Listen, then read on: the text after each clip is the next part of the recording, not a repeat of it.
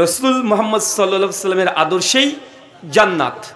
এটা যদি কোরআনের আলোকে আলোচনা করি, কোরআনের একটা আয়াতই যথেষ্ট। এবং আল্লাহ সুবহানাহু ওয়া তাআলা বারবার কমপক্ষে কোরআনুল কারীমের মধ্যে 20খানা আয়াতের অধিক জায়গাতে একটা কথা বারবার ঘোষণা করছে, পৃষ্ঠায় পৃষ্ঠায়, ইয়া আইয়ুহাল্লাযীনা আমানু, হে বিশ্বাসীগণ, আতিউল্লাহ, আল্লাহর আনুগত্য করো, ওয়া আতিউ রাসূল, এবং রসুলের অনুসরণ করো। দেখেন সূরা নিসা সূরা নম্বর 4 আয়াত নম্বর 65, আয়াত নম্বর 80, আয়াত নম্বর 59, আয়াত নম্বর 69, সূরা নূর আয়াত নম্বর 24, আয়াত নম্বর 60, সূরা আহজাব আয়াত নম্বর 36, সূরা আলী ইমরান আয়াত নম্বর 31, 32, 132, সূরা মুহাম্মদ আয়াত নম্বর 33। বারবার আল্লাহ সুবহানাহু ওয়া তাআলা তাগিদ দিচ্ছে মুসলিমদেরকে, ইয়া আইয়ুহাল্লাযীনা আমানু, হে বিশ্বাসীগণ, যা তোমরা বিশ্বাস ইতিপূর্বে করে নিয়েছো। আল্লাহ কি ইহুদি খ্রিস্টানকে বলছে? না, যারা অন্ততপক্ষে ঈমান নিয়ে চলে এসেছে। তারপর ঈমানদারকে বারবার আল্লাহ সুবহানাহু ওয়া তাআলা এটা বোঝানোর চেষ্টা করছে, আতিউল্লাহ, আমার নবী যা কিছু নিয়ে এসেছে একদম হুবহু তার আনুগত্য অনুকরণ করো। আতিউল্লাহ ও আতিউ রাসূল, আল্লাহকেও মানো, সঙ্গে রসুলকেও মানো। তো এই আলোচনা কোরআনের এক আয়াত দিয়ে আমাদের যথেষ্ট মুসলিমদেরকে বোঝানোর জন্য যে না, প্রত্যেক মুসলমানের জন্য অলঙ্ঘনীয় দায়িত্ব যে তারা আল্লাহর রাসূলের আনুগত্য করবে, তাহলে আল্লাহ সুবহানাহু ওয়া তাআলা প্রত্যেক মুমিন ব্যক্তিকে জান্নাত দেবে। কোনো সন্দেহ আছে? কথা বলেন। কিন্তু এই কথাগুলোই যদি একজন অমুসলিম হিন্দুর কাছে গিয়ে আপনি বলেন, ভাইজান দেখেন কোরআনে কি বলছে, কি বলছে, যে কোরআন বলছে আল্লাহকে মানতে হবে আর নবীর আনুগত্য করতে হবে, তবেই জান্নাত যাবেন, নচেত যেতে পারবেন না। একজন অমুসলিম, একজন হিন্দু, একজন সনাতনী, সে কি আপনার এই কোরআনের এই কথা সে গ্রহণ করবে? কথা বলেন না। কিন্তু তাকে দাওয়াত দেওয়ার জন্য আমরা কোরআনুল কারীম থেকে এবং হাদিসে মুবারাকা থেকে যেমন তথ্য, যুক্তি, দলিল, প্রমাণ পেশ করব, পাশাপাশি তাদেরকেও আমরা যেন বুঝাতে পারি, বোঝার সুবিধার্থে তাদেরকেও তাদের ধর্মগ্রন্থ থেকে যদি আমরা দেখিয়ে দিতে পারি চোখে আঙ্গুল দিয়ে যে জান্নাতের রাস্তা, যদি জান্নাত দুনিয়ার কোনো মানুষ যেতে চায়, চাই সেটা হিন্দু, মুসলিম, বৌদ্ধ, ইহুদি, খ্রিস্টান, কোল, ভিল, মুচি, মেতো, যেই হোক, একমাত্র নবী তার আদর্শ মানলে জান্নাত যাওয়া যায়, নচেত যাওয়া যায় না। ভাই এটা সহজ হবে না? চলেন, কোরআনুল কারীম থেকে 3টি আয়াত পাঠ করেছি, হাদিসে মুবারাকা থেকে একটা হাদিসও পাঠ করেছি। এখন অমুসলিমকে বুঝাবো কিভাবে যে আমাদের নবীর আদর্শে জান্নাত আছে। দুনিয়ার কোনো মানুষ জান্নাতের রাস্তা দেখাতে পারে না, অনেকে দাবি করতে পারে। এই ব্যাপারে ভবিষ্য পুরাণ, হিন্দুদের 18খানা মহাপুরাণ আছে, তার মধ্যে ভবিষ্য পুরাণ 7 নম্বর পুরাণ। ভবিষ্য পুরাণ প্রতিসর্গ পর্ব 3, খণ্ড 3, অধ্যায় 3, শ্লোক 5 থেকে 8 এবং 26, 27, টোটাল 27খানা মন্ত্র আছে। আমি মাত্র 8খানা মন্ত্র বা শ্লোক আপনার সঙ্গে পাঠ করব, আর এই কোরআনের আয়াত, এই মন্ত্রের আলোকেই ইনশাআল্লাহ আলোচনা বোঝানোর চেষ্টা করব আল্লাহ নবীর আনুগত্যই মানুষ জান্নাত যেতে পারে, বিকল্প কোনো পথ নেই। মন্ত্র বলছে, এত ইসমনিন তরে মিলে চাচার নিয়া সমান্বিতাহ মহামাদৈতি খ্যাত শিষ্য শাখা সমান্বিতাহ রূপশ্চৈবা মহাদেবাং মরুস্থলা নিবাসিনাম পঞ্চগর্ভ সমান্বিতাহ চন্দনাদিবর ভচ্চতুষ্ট মনুষ্যহরাম নমস্তে গিরিজান্নাথ প্রভু নিবাসিনে ত্রিপ্রাসুর নশায়া বহুময়া পবর্তনে লিঙ্গোচ্ছেদশিকাহি নমঃ শ্রীধারিণী সুদূষকা উচ্চলাপি সর্বভোক্ষী ভবিষ্যতি জনমামা। মন্ত্রের আগামাথা কিছু বুঝেছেন? কিছু বুঝেননি? ভাবলেন যে মৌলানা সাহেব এখন ঠাকুর হয়ে গেল, কি আবার? ইনশাআল্লাহ এই মন্ত্রের মধ্যে রহস্য লুকিয়ে আছে। এই মন্ত্র দিয়েই গোটা বিশ্ব জগতে কমপক্ষে 100 কোটি অমুসলিম হিন্দু দাদারা আছে, তাদেরকে আপনি দাওয়াত দিয়ে ইসলাম যে সত্য দিনুল হক, এই ধর্মে আপনি নিয়ে আসতে পারেন। তার জন্য কিছু মন্ত্র থেকে যা পড়েছি এটা শেষের দিকে গিয়ে আপনার সামনে অনুবাদ করে ইসলাম এবং হিন্দুইজম দুটো জিনিসকে বোঝানোর চেষ্টা করবো ইনশাআল্লাহ। আলোচ্য বিষয় রসুলের আদর্শেই জান্নাত। তবে যারা অডিয়েন্স আছেন, আজকে শ্রোতা মণ্ডলী আছেন, তাদের উদ্দেশ্য করে আল্লাহ সুবহানাহু ওয়া তাআলা কোরআনুল কারীমে কয়েকটা আয়াত বলেছে, এই আয়াতগুলো আগে বোঝার চেষ্টা করেন।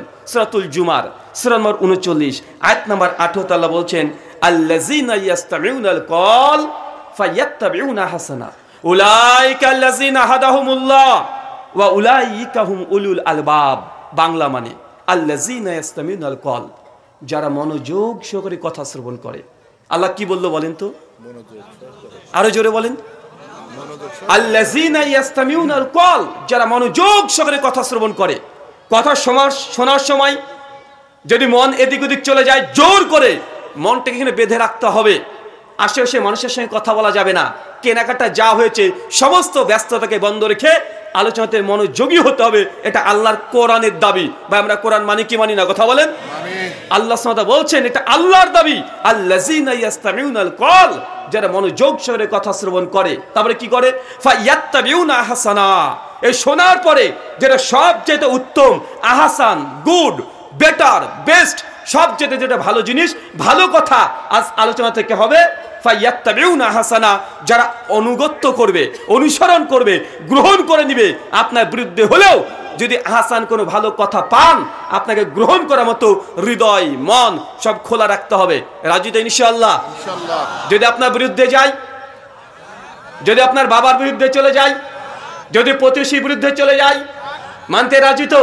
আল্লাহ কোরআনে বলছেন ফায়াত্তাবিউনা আহসানা, সবচেয়ে উত্তম যেটা সেটাকে গ্রহণ করতে হবে। এখন আপনি সাধারণ জনগণ, আপনি কিভাবে বুঝবেন উত্তম কোনটা?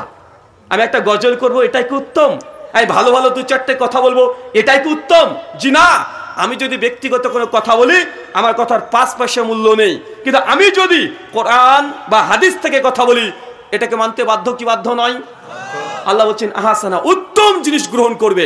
উত্তমের ব্যাখ্যা স্বয়ং আল্লাহ নবী তিনি হাদিসে বলে গেছেন।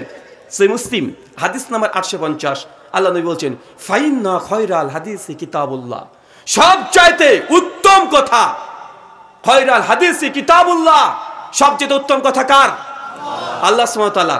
তাহলে বোঝা গেল আজকের এই আলোচনা সভা থেকে, কোরআন থেকে যদি কোনো কিছু পান, এটা আপনার বিরুদ্ধে গেলেও আপনাকে মানতে হবে, মন খোলা রাখতে হবে, এমন হৃদয়, এমন মন নিয়ে বসে থাকতে হবে। ফাইন্না খায়রাল হাদিসি কিতাবুল্লাহ ওয়া খায়রাল হাদি হাদিউ মুহাম্মাদুর সাল্লাল্লাহু আলাইহি সাল্লাম। আর তারপরে সবচেয়ে উত্তম কথা আমার নয়, কার?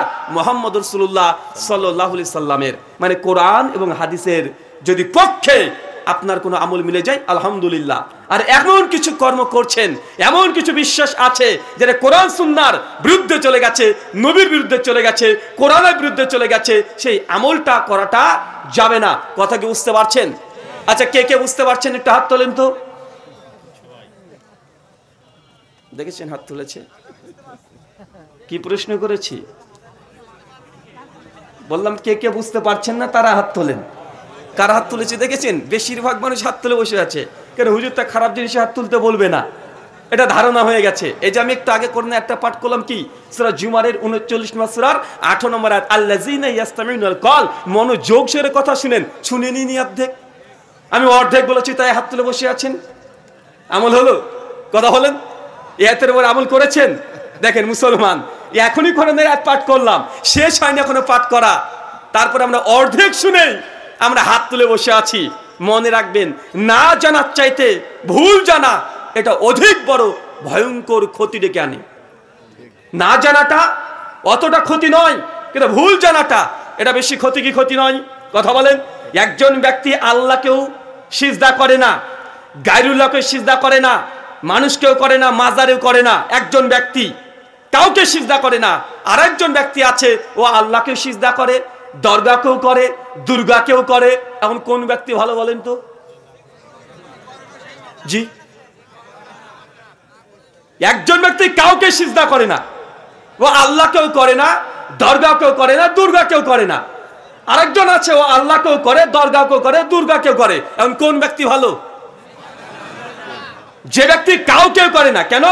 অন্তত সে শিরিক করছে না। আর যে আল্লাহকেও করে, গায়রুল্লাহকেও করে, আল্লাহকে মেনে নিয়েছে আবার গায়রুল্লাহকে মেনে নিয়েছে, এই ব্যক্তি শিরিক করেছে, এ জাহান্নামে যাবে। সূরা নিসা আয়াত নম্বর 48, আয়াত নম্বর 16। কিন্তু যে ব্যক্তি আল্লাহকেও সিজদা করে নাই, গায়রুল্লাহকেও করে নাই, যদি নেককার পরেজগার ভালো ভালো কিছু কর্ম করে থাকে, আল্লাহ চাইলে তাকে ক্ষমা করে দিতে পারে কি পারে না? পারে। কিন্তু যে আল্লাহকেও সিজদা করেছে, দুর্গাকেও করেছে, দরগাকেও করেছে, তার ক্ষমা হবে? কথা বলেন, তার ক্ষমা হবে না। তাই না জানার চাইতে ভুল জানাটা অধিক ভয়ঙ্কর বড় ধরনের আমাদের সমাজে ক্ষতি ডেকে আনছে। কয়েকটা উদাহরণ দিই, তারপরে বোঝানোর চেষ্টা করছি। আচ্ছা, আপনাদের এলাকাতে দেখবেন যখন মনসা পূজা হয় বা যে কোনো পূজা হয় বা ক্ষেত খামারে যেমন গরু চড়ে, গরু বোঝেন? গরু চড়ে, ওই সময় গরুর দুধ সাপ খেয়ে নেয় না মাঝে মধ্যে?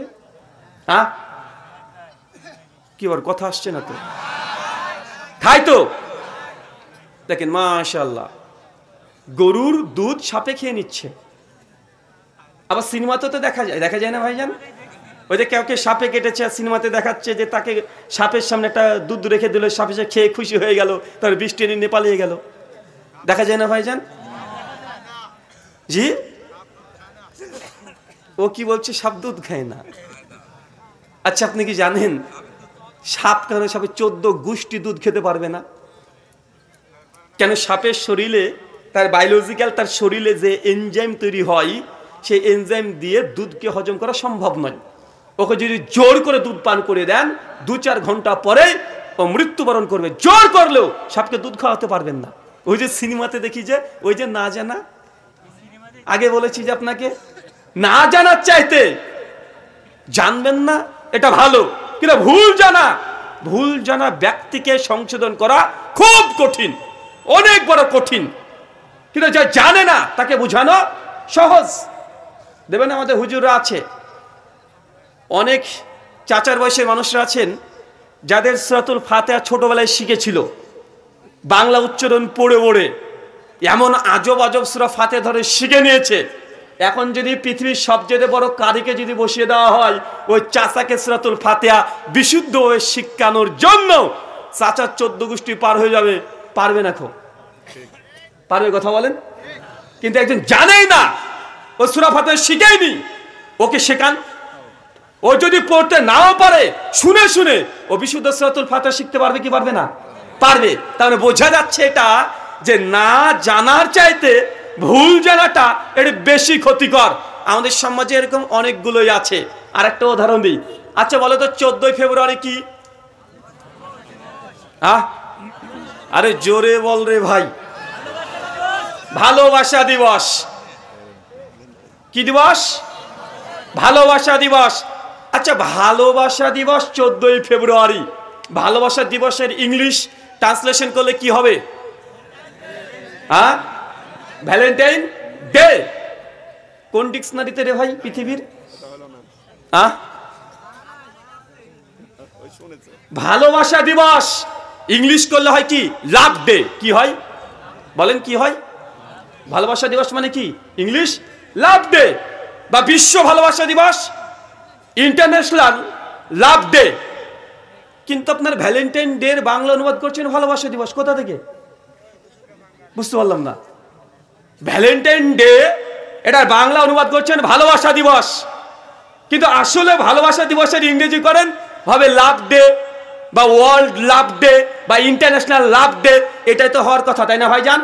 কিন্তু ভালোবাসা দিবস বলে বাঙালিদের মধ্যে সুশীল সমাজরা প্রচার করে বোঝানোর চেষ্টা করছে 14 ফেব্রুয়ারি বিশ্ব ভালোবাসা দিবস। এটা প্রচার করা হয় কি হয় না? এটা হয়। আসলে বিশ্ব ভালোবাসা দিবস নয়, এটা হচ্ছে বিশ্ব লুচ্চা দিবস। ভ্যালেন্টাইন ডে এর সঙ্গে ভালোবাসা দিবসের কোনো সম্পর্ক নেই, মানেটাও নেই। তারপরে বাঙালিরা আমরা এটা বলছি কি বলছি না? ওই যে না জানার চাইতে বলেছি ভুল জানাটা বেশি ভয়ঙ্কর, ক্ষতিকর। এরকম হাজার আপনার তথ্য যুক্তি প্রমাণ দেওয়া যাবে যে সমাজে আমরা জানি ভুল। আপনি একটু ধরে দিলেই আপনি বুঝতে পারবেন। আচ্ছা বলেন তো, কোরআনে কতগুলো সূরা আছে? কতগুলো? 114টা। আচ্ছা, কোরআনে কতগুলো আয়াত আছে? আরো জোরে। 6666। মাশাআল্লাহ। আচ্ছা হাত তোলেন তো, এই পক্ষে কতজন আছেন? আরে হাত তুলেন না। এই দেখেন ভয় তুলে না। এবার বলছে হুজুর তো আগে বলে দিয়েছে যা বলবে ভুল। সাপে বিষ খায়, এই সাপে দুধ খায় না, এ নতুন শুনলাম। আপনি চেষ্টা করলেও খাওয়াতে পারবেন না। যারা বায়োলজি নিয়ে পড়াশোনা করেছে, যার ডাক্তার আছে, তাকে জিজ্ঞাসা করবেন, ও আপনাকে বলে দিবে সাপ কখনো দুধ খেতে পারে না। সিনেমাতে দেখায় কি ওটা পানি খায় সাদা রং মিশিয়ে দিয়ে। আমাদের ইন্ডিয়াতে আজ থেকে 7 বছর আগে কিছু মেডিকেল ডাক্তাররা তারা আন্দোলন করেছিল একটা কুসংস্কারের বিরুদ্ধে। একটা সংস্থা আছে ইন্ডিয়াতে, তো তাদের বিভিন্ন কুসংস্কারের বিরুদ্ধে তারা কথোপকথন করে। তার মধ্যে নিউজেরটা এসেছিল যে বিভিন্ন মন্দিরে একদম হাজার হাজার কুইন্টাল দুধ সাপকে দেয়। ওরা একটা গবেষণা করেছে যে কি ব্যাপার, আমরা তো বললাম সায়েন্সে সাপ দুধ খেতে পারে না, কিন্তু এই তো মন্দিরে লক্ষ লক্ষ কুইন্টাল দুধ ছড়ে চলে যাচ্ছে, কিভাবে যাচ্ছে? ওরা টেস্ট করে দেখছে যেগুলো দুধ তো দিচ্ছে আসলে দুধ না, ওগুলো পানির সঙ্গে সাদা রং মিশানো। কথা বুঝতে পারলেন না ভাইজান? তা আমাদের সমাজে অনেকগুলো এরকম ভুল মেসেজ বার্তা আগে থেকে আছে। এই ভুলগুলোকে সংশোধন করা অনেক বড় কঠিন কাজ। যেমন একজন ব্যক্তি যদি অশুদ্ধভাবে কোরআন আগে শিখে নাই, তাকে শুদ্ধভাবে কিরাত শেখানো অনেক জটিল কঠিন কাজ। ঠিক একইভাবে সমাজে যত কুসংস্কার আছে এগুলো দূর করে সঠিক সুন্নাহ প্রতিষ্ঠা করা অনেক কঠিন টাফ বিষয়। আল্লাহ সুবহানাহু ওয়া তাআলা তুমি আমাদেরকে বোঝার তৌফিক দান করে, সকলে বলি আমিন। কোরআনে ৬২৩৬টা আয়াত আছে, ৬৬৬৬ না। আজকে এই কোরআন মাজিদ আপনার আছে, বা আপনার বাবা যে কোরআন মাজিদ পড়ছিল ওই কোরআন মাজিদটাকে আজকে আপনি 10টা মিনিট সময় ব্যয় করে একটু ক্যালকুলেটর নিয়ে প্রত্যেক সূরাটাকে আপনি একটু আয়াতগুলোকে গণনা করবেন, ৬৬৬৬ পাবেন না। কতগুলো পাবেন কথা বলেন? ৬২৩৬। মানে আপনাকে বোঝানোর চেষ্টা করলাম এতক্ষণ ধরে, সময় ব্যয় করলাম যে সমাজে আমাদের মধ্যে অনেক ভুল মেসেজ আছে কিন্তু আমরা সেটা জানি না। আল্লাহ সুবহানাহু ওয়া তাআলা আমাদের মিথ্যা থেকে সত্যের পথে আসার তৌফিক দান করো, সকলে পড়ি আমিন। সম্মানিত সুধী, আলোচ্য বিষয় মুহাম্মদ সাল্লাল্লাহু আলাইহি সাল্লামের আনুগত্যে আদর্শেই জান্নাত। দুটো কথা মনে রাখেন এবার। আল্লাহ সুবহানাহু ওয়া তাআলা যুগে যুগে অজস্র নবী রাসূল পাঠিয়েছেন। মিসকাত আল মাসাবি, কিতাবুল আম্বিয়া, হাদিস নাম্বার 5737 আল্লাহ নবী বলছেন আমার পূর্বে প্রায় 1,24,000 নবী এবং রাসূল এসেছে। সনদের মধ্যে কিছুটা দুর্বলতা আছে, তার মানে বোঝা গেল আমাদের নবীর পূর্বে কতগুলো নবী এসেছে? আরো জোরে কতগুলো? 1,24,000 নবী রাসূল এসেছে। আর সঙ্গে সঙ্গে এটাও জেনে রাখেন, যখন যে নবী এসেছে তখন সেই নবীর আনুগত্য অনুসরণই কেবলমাত্র একমাত্র নাজাতের পথ, জান্নাতের পথ, বিকল্প কোনো পথ ছিল না। যখন নবী মূসা আলাইহিস সালাম আসলেন তো নবী মূসা আলাইহিস সালামকে মেনেই সেই সময়ের মানুষকে জান্নাত যেতে হতো। যখন নবী ঈসা আলাইহিস সালাম আসলেন সেই সময় নবী ঈসা আলাইহিস সালামকে মেনেই মানুষকে জান্নাত যেতে হতো। এখন কোন নবীর সময়? এখন মুহাম্মদ রাসূলুল্লাহ সাল্লাল্লাহু আলাইহি সাল্লামের সময়। এখন যদি কোনো মানুষ জান্নাত যেতে চায়, একজন ব্যক্তির আনুগত্য আদর্শে জান্নাত, তার নাম নবী মুহাম্মদ রাসূলুল্লাহ সাল্লাল্লাহু আলাইহি সাল্লাম। উদাহরণ একটা দিই আপনাদের।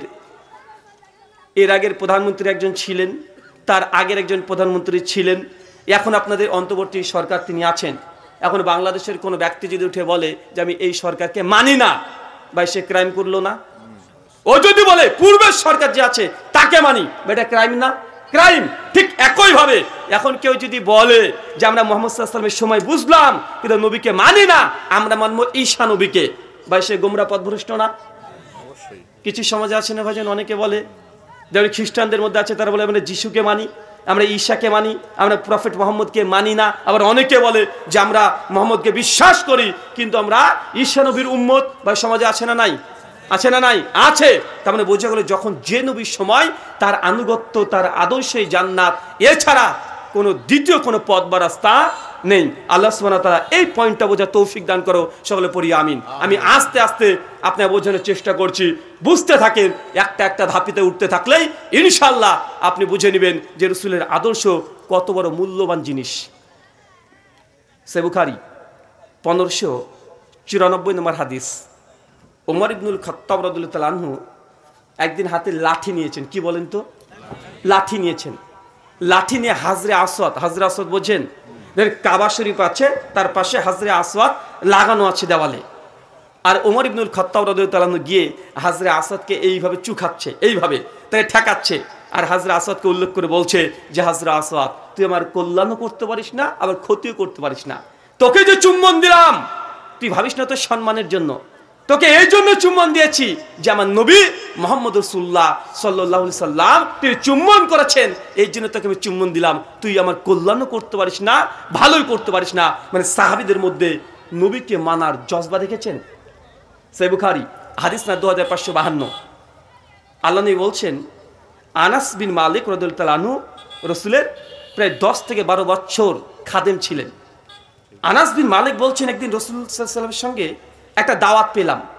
একটা দর্জি বোঝেন, ওই যে সেলাই করে, ওইটা দাওয়াত পেলাম। আমরা তখন তার সঙ্গে দাওয়াত খাওয়ার জন্য আল্লাহ নবীর সঙ্গে ওই দর্জির বাড়িতে গেলাম। অনেক রকমের খাবার, চিন্তা করেন আল্লাহ নবীকে দাওয়াত দিয়েছে, খাবার কি কম রান্না করবে? কথা বলেন, অনেক খাবার রান্না করেছে। আনাস বিন মালিক বলছেন যে আল্লাহ নবীকে আমি দেখলাম তিনি সমস্ত খাবারগুলোকে সরিয়ে দিয়ে মাংসের মধ্যে কিছু লাউ কদু রান্না করেছে, আর আল্লাহ নবী আলাইহিস সালাম মাংসকে সরিয়ে দিয়ে ওই কদু তুলে তুলে তিনি খাচ্ছেন।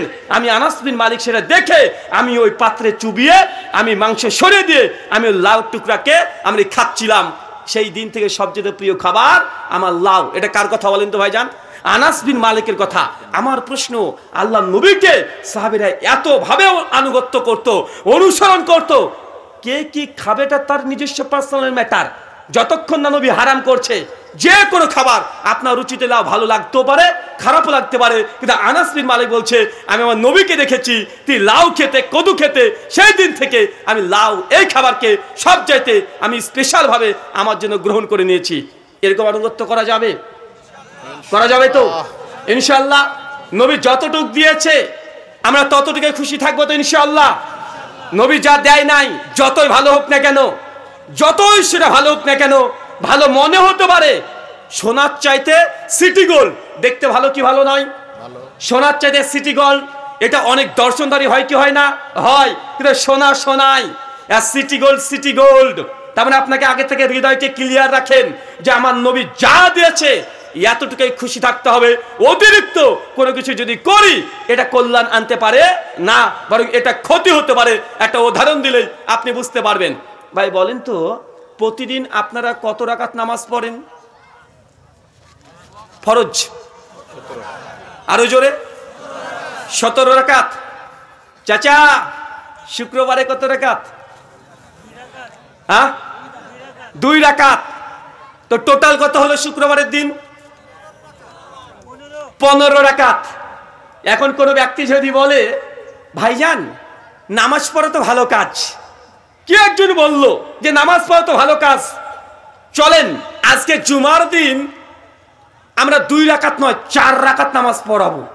ভাই তার পেছনে নামাজ পড়বেন কে কে? একটু হাত তোলেন তো। কেউ পড়বেন না কেন? নামাজ পড়া ভালো কাজ না? কথা বলেন, নামাজ পড়া ভালো কাজ তো। অনেক মানুষের ধারণা এইটা, আরে ভালো কাজ কোরআনে নেই তো কি হয়েছে, হাদিসে নেই তো কি হয়েছে, ভালো কাজ করলে ক্ষতি কি? এটা আমরা নিজেরা যুক্তি তৈরি করে নিয়েছি। এটা ভালো ইবাদত। আপনি জানেন যে নামাজ পড়া ভালো কাজ, নিজের ইচ্ছে মতো যে নামাজ পড়েন আল্লাহ কবুল করবে। আপনি জানেন কুরবানি করা ভালো কাজ, কিন্তু এখনই যদি মনে করেন কুরবানি করা ভালো কাজ, আগামী কাল আমরা কুরবানিটা জবাই করে দেব, আল্লাহ কুরবানি গ্রহণ করবে। ফিতরা দেওয়া ভালো কাজ, কেউ যদি মনে করে ফিতরা দেওয়া তো ভালোই কাজ, চলেন আমি এখনই ফিতরাটা আদায় করে নেব, বা রামাদিনে এই ফিতরা আদায় করে নেব, বা তার ফিতরা গ্রহণ হবে না। তার মানে বোঝা যাচ্ছে ইসলামী সিস্টেম আল্লাহ নবী যতটুকু দিয়েছে ততটুকুই খুশি থাকতে হবে। সূরা হাসর সূরা নম্বর 59 আয়াত নম্বর 7 আল্লাহ বলছেন মা আতাকুম রাসূলু ফাকুযুহু ওয়া মা নাহাকুম আনহু ফান্তাউ। আমার নবী তোমাদের যতটুকু দিয়েছে ততটুকুই গ্রহণ করে নাও, যা দেয় নাই তা বর্জন করে দাও। জানি নামাজ পড়া ভালো কাজ, কিন্তু কেউ জুমার নামাজ 2 রাকাতের জায়গায় 4 রাকাত পড়লে নেকি হবে না গুনাহ হবে? তার মানে বোঝা গেল নামাজ পড়লে গুনাহ হয়। কোন সময়? নবীর আনুগত্য না করলে, নবীর আদর্শকে বর্জন করে দিয়ে নিজের নাফসের মতো যদি আপনি আনুগত্য করতে চান, 2 রাকাতের জায়গায় 4 রাকাত পড়তে যান, নামাজ তো বাতিল, গোনা হবে, পাপ হবে, ফেরেশতা কবরে দুমদাম 4-6 মারতেও পারে। আপনাদের এই ভুল ধারণাকে দূর করতে হবে। কে কোন জিকির দিয়েছে কখনো জিজ্ঞাসা করলেন না? কোরআনে আছে না নাই? হাদিসে আছে না নাই? বা এমন আছে না নাই? কথা বলেন। আপনি কোরআন সুন্নাহ দেখতে হবে যে আমার নবী তিনি জিকির করেছে কিনা, সাহাবা রাদিয়াল্লাহু আনহুমরা এই জিকির করেছে কি করে নাই। আপনি মনে করেন জিকির করা ভালো কাজ, কেউ অবিশ্বাস করে না। কোরআন হাদিসে হাজার হাজার জিকির আছে, জিকিরের ফজিলত আছে, কিন্তু আপনি যদি নিজের মন করে একটা ব্যাখ্যা করে একটা নির্দিষ্ট সময়কে নিয়ে নিজে আপনি ইচ্ছা মতো এতবার জিকির করতে শুরু করে দেন, নেকি হবে না গুনাহ হবে? ওই যে 4 রাকাত নামাজ জুমার দিনে পড়লে গুনাহ হয়, মাগরিবের নামাজ 3 রাকাত ফরজ, কেউ যদি 4 রাকাত পড়তে চায় নামাজ ভালো কাজ, তারপরে 1 রাকাত বাড়িয়েছেন, আল্লাহকে সিজদা দিচ্ছেন, তারপরে গুনাহ হবে। কিন্তু অনেক মানুষ আমরা এটা বুঝি না, আমরা নিজের অন্তরে না এটা ভালো কাজ। কোরআন সুন্নাহ দেখার কি দরকার বাবু? কেন আমাকে কোরআন সুন্নাহ দেখতে হবে? কেন আমি এটা দেখবো? ভাই এমন আছে না সমাজে? আছে। আল্লাহ এই শ্রেণী মানুষের জন্য কোরআনে একটা আয়াত অবতীর্ণ করেছেন। কি বলছেন? সূরা বাকারা সূরা নম্বর 2 আয়াত নম্বর 177, সূরা মাইদা আয়াত নম্বর 104। আল্লাহ বলছেন ওয়াইজা কিলা লাহুম তাআলাউ মানজালাল্লাহ ওয়া ইলা রাসূল ক্বালু হাসবুনা মা ওয়াজাদনা আলাইহি আবাআনা। আল্লাহ বলছেন কিছু সমাজে মানুষ থাকবে, ওয়াইজা কিলা লাহুম, হে নবী তখন মানুষকে যখন আপনি ডাকবেন, আসেন এইদিকে আসেন, আনজালাল্লাহ, যা আল্লাহ অবতীর্ণ করছেন মানে কোরআন, ওয়াইলা রাসূল, এবং রাসূলের দিকে কিছু মানুষ তখন দাঁড়িয়ে এই কথা বলবে, হাসবুনা, আমাদের জন্য তো যথেষ্ট, মা জাদনা আলাইহি আবাআনা, আমরা তো সেটা পেয়ে যথেষ্ট, ওটা পেয়ে খুশি, যার উপর আমাদের বাপ দাদাকে পেয়েছি, আমার বাপ দাদারা যে আমল করেছে, যেই পথে ছিল, যেইভাবে বলে গেছে আমরা ওটাই করব। কি কোরআনে আছে কি হাদিসে আছে এরা দেখার দরকার নেই। ভাই এই কথা কাকে বলছে? কাকে বলছে? আল্লাহ কোরআনে সূরা বাকারা 70 নম্বর আয়াতে বলছে এই শ্রেণীর মানুষ সর্বদা থাকবে, যাদেরকে বলা হবে কোরআন এবং নবীর দিকে আসো, তারা একটা কথা বলবে, মা জাদনা আলাইহি আবাআনা, আমরা তোমার বাপ দাদার ধর্মকে পেয়েছি, এটাই মানবো। ভাই এরকম সমাজে মানুষ আছে না নাই? আমি একজন হিন্দু পণ্ডিতের সঙ্গে একদিন আলোচনা করছিলাম, ওকে আলোচনা করতে গিয়ে একটা পর্যায়ে বলছি যে দাদা এই যে আপনারা মূর্তি পূজা করছেন, এই মূর্তি পূজার ব্যাপারে কি আপনাদের বেদশাস্ত্র বা ভাগবত গীতা বা উপনিষদ কোনো শাস্ত্রে কোনো শ্লোক এক একটা আছে? উনি তখন বলছে হ্যাঁ আছে। আমি বলছি কোথায় আছে? শ্লোকটা একটু বলেন, মন্ত্রটা একটু বলেন। যখনই তাকে যে প্রমাণ চেয়েছি সে এদিক ওদিক করতে শুরু করেছে। তো আমি যখন বললাম যে কোথায় আছে একটু দেখান, তো তথ্য দিতে পারে না। তখন আমি বললাম পণ্ডিতজি আমার কাছে এমন কিছু মন্ত্র আছে যেটা আমি জানি, যেখান থেকে বোঝা যায় এই দেবতা পূজা বা মূর্তি পূজা করাটা উচিত নয়, এটা সনাতন শাস্ত্র অনুযায়ীও এটা গুনাহের কাজ, পাপের কাজ। উনি তখন বলছেন কি মন্ত্র? আর আমার মুখে দাঁড়িয়ে আছে, মাথায় টুপি আছে, তার সঙ্গে আমি আলোচনা করছি। আমি তখন বললাম যে শ্রীমদ্ ভাগবত গীতা অধ্যায় নম্বর 9 শ্লোক নম্বর 23 এবং 24 শ্রীকৃষ্ণ তিনি বলছেন ইয়া ওপি অন্য দেবতা ভক্তি যে জানন্তে শ্রদ্ধানিতা তে ওপি মমেব কন্ত্য যে জানন্তে অবাদি পূর্বকাম। ওপি, হে অর্জুন, ইয়া ওপি অন্য দেবতা, যারা এক স্রষ্টাকে ছেড়ে দিয়ে অন্য দেবতা অন্য দেবতার পুজো করে, অর্চনা করে, ইবাদত করে, সে কখনো তার ইবাদত এই কর্ম তে ওপি মমব কন্ত্য যে জানন্তি অবাদি পূর্বকাম, কখনোই তার ইবাদত এই কর্ম, এই পুজো, এই অর্চনা, এই অঞ্জলি স্রষ্টা কখনো গ্রহণ করবে না। তো আপনি তো স্রষ্টাকে ছেড়ে দিয়ে বিভিন্ন দেবদেবতার পুজো করছেন। গীতা বলছে আপনার এই উপাসনা ঈশ্বর গ্রহণ করবে না, আপনি নাজাত সালভেশন পরিত্রাণ আপনি পাবেন না, তারপরে কেন করছেন? উনি তখন বলছেন যে দেখুন দাদা, আসলে এই মন্ত্রগুলো আমরা জানি না তা না, এগুলো আমরাও জানি। আমি আপনি জানেন তারপরে করেন। উনি বলছেন যে আসলে এই মূর্তি পূজা বা এইগুলো এটা পূর্বপুরুষ ধরে চলে আসছে, আমরা বাপ দাদা পুরুষ ধরে করে আসছি, এতগুলো দেবদেবতা পূজা করছি। এই কথাই 1400 বছর আগে আল্লাহ নবীকে কাফেররা বলেছিল। বলেছে কি বলে নাই? কথা বলেন, বলেছে কি বলে নাই? নবী যখন বলছে, নবী ইব্রাহিমের ঘটনা কোরআনে নকল করা হয়েছে সূরা আম্বিয়ার 51, 52, 53, 54 নম্বর আয়াতে। ইব্রাহিম নবী তার পিতাকে গিয়ে কোমল কণ্ঠে বলছে ইয়া আবাতি, হে আমার পিতা। কত কোমল কণ্ঠে! তুমি কার পুজো করছো? এ কথা বলতে পারে না, দেখতে পায় না, শুনতে পায় না, তার গায়ে মশা মাছি পড়লে সে প্রতিরোধ করতে পারে না, কার পুজো করছো? তার বাপের কাছে কোনো উত্তর ছিল না, একটাই কথা বলেছে, এটা তো আমার বাপ দাদাকে করতে দেখেছি। প্রত্যেক বাতিলের যেখানে দলিল নেই সেখানে একটা দলিল ব্যবহার করে। যে কোনো জায়গায় দেখবেন যে আমার বাপ দাদা পুরুষ ধরে করে আসছি, এটাই দলিল। ভাই সমাজে আছে না নাই? কথা বলেন, আছে না ভাইজান? দেখেন কিছুদিন আগে ওই যে নবীজির আগমন শুভেচ্ছা স্বাগতম করে চিৎকার মারছিল না মানুষগুলো, হ্যাঁ? কষ্ট পাচ্ছেন? একটু কষ্ট পান, একটু কষ্ট পান, বুঝতে পারবেন যে নবী কি জিনিস। শুধু শুনেছেন নবীকে ভালোবাসার কথা, কিন্তু নবীর আনুগত্য করতে হবে এটা আপনি বুঝতে পারলেন না। আরে ভালো তো আবু তালেব বেসেছিল নবীকে, ভাই বাসে নাই? বেসেছে। আপনার আমার চাইতেও আবু তালেবের ভালোবাসা নবীর প্রতি কম ছিল না। সহিহ বুখারী কিতাবুল জানাইজ হাদিস নাম্বার 1360, আল্লাহ নবী অন্তিম পর্যায়ে আবু তালেবের মাথার কাছে এসেছে, বলছে চাচা একবার কালেমা পড়ো, একবার পড়ো, বাকি কিয়ামতের মাঠ কিভাবে তোমাকে শাফাত করে জান্নাতে নিয়ে যেতে হয় ওটা আমার উপরে ছেড়ে দাও, চাচা একবার পড়ো। আবু তালেবের মনটা গলে যায়। আবু তালেব বুঝছে যে তার ভাতিজা জিন্দেগিতে মিথ্যা কথা বলে না, সে যে নবুয়তের দাবি করেছে, যে কোরআনের দাবি করছে, বিন্দু পরিমাণে মিথ্যা দাবি করছে না। আবু তালেব ও কালেমা পড়বে, মন চাই।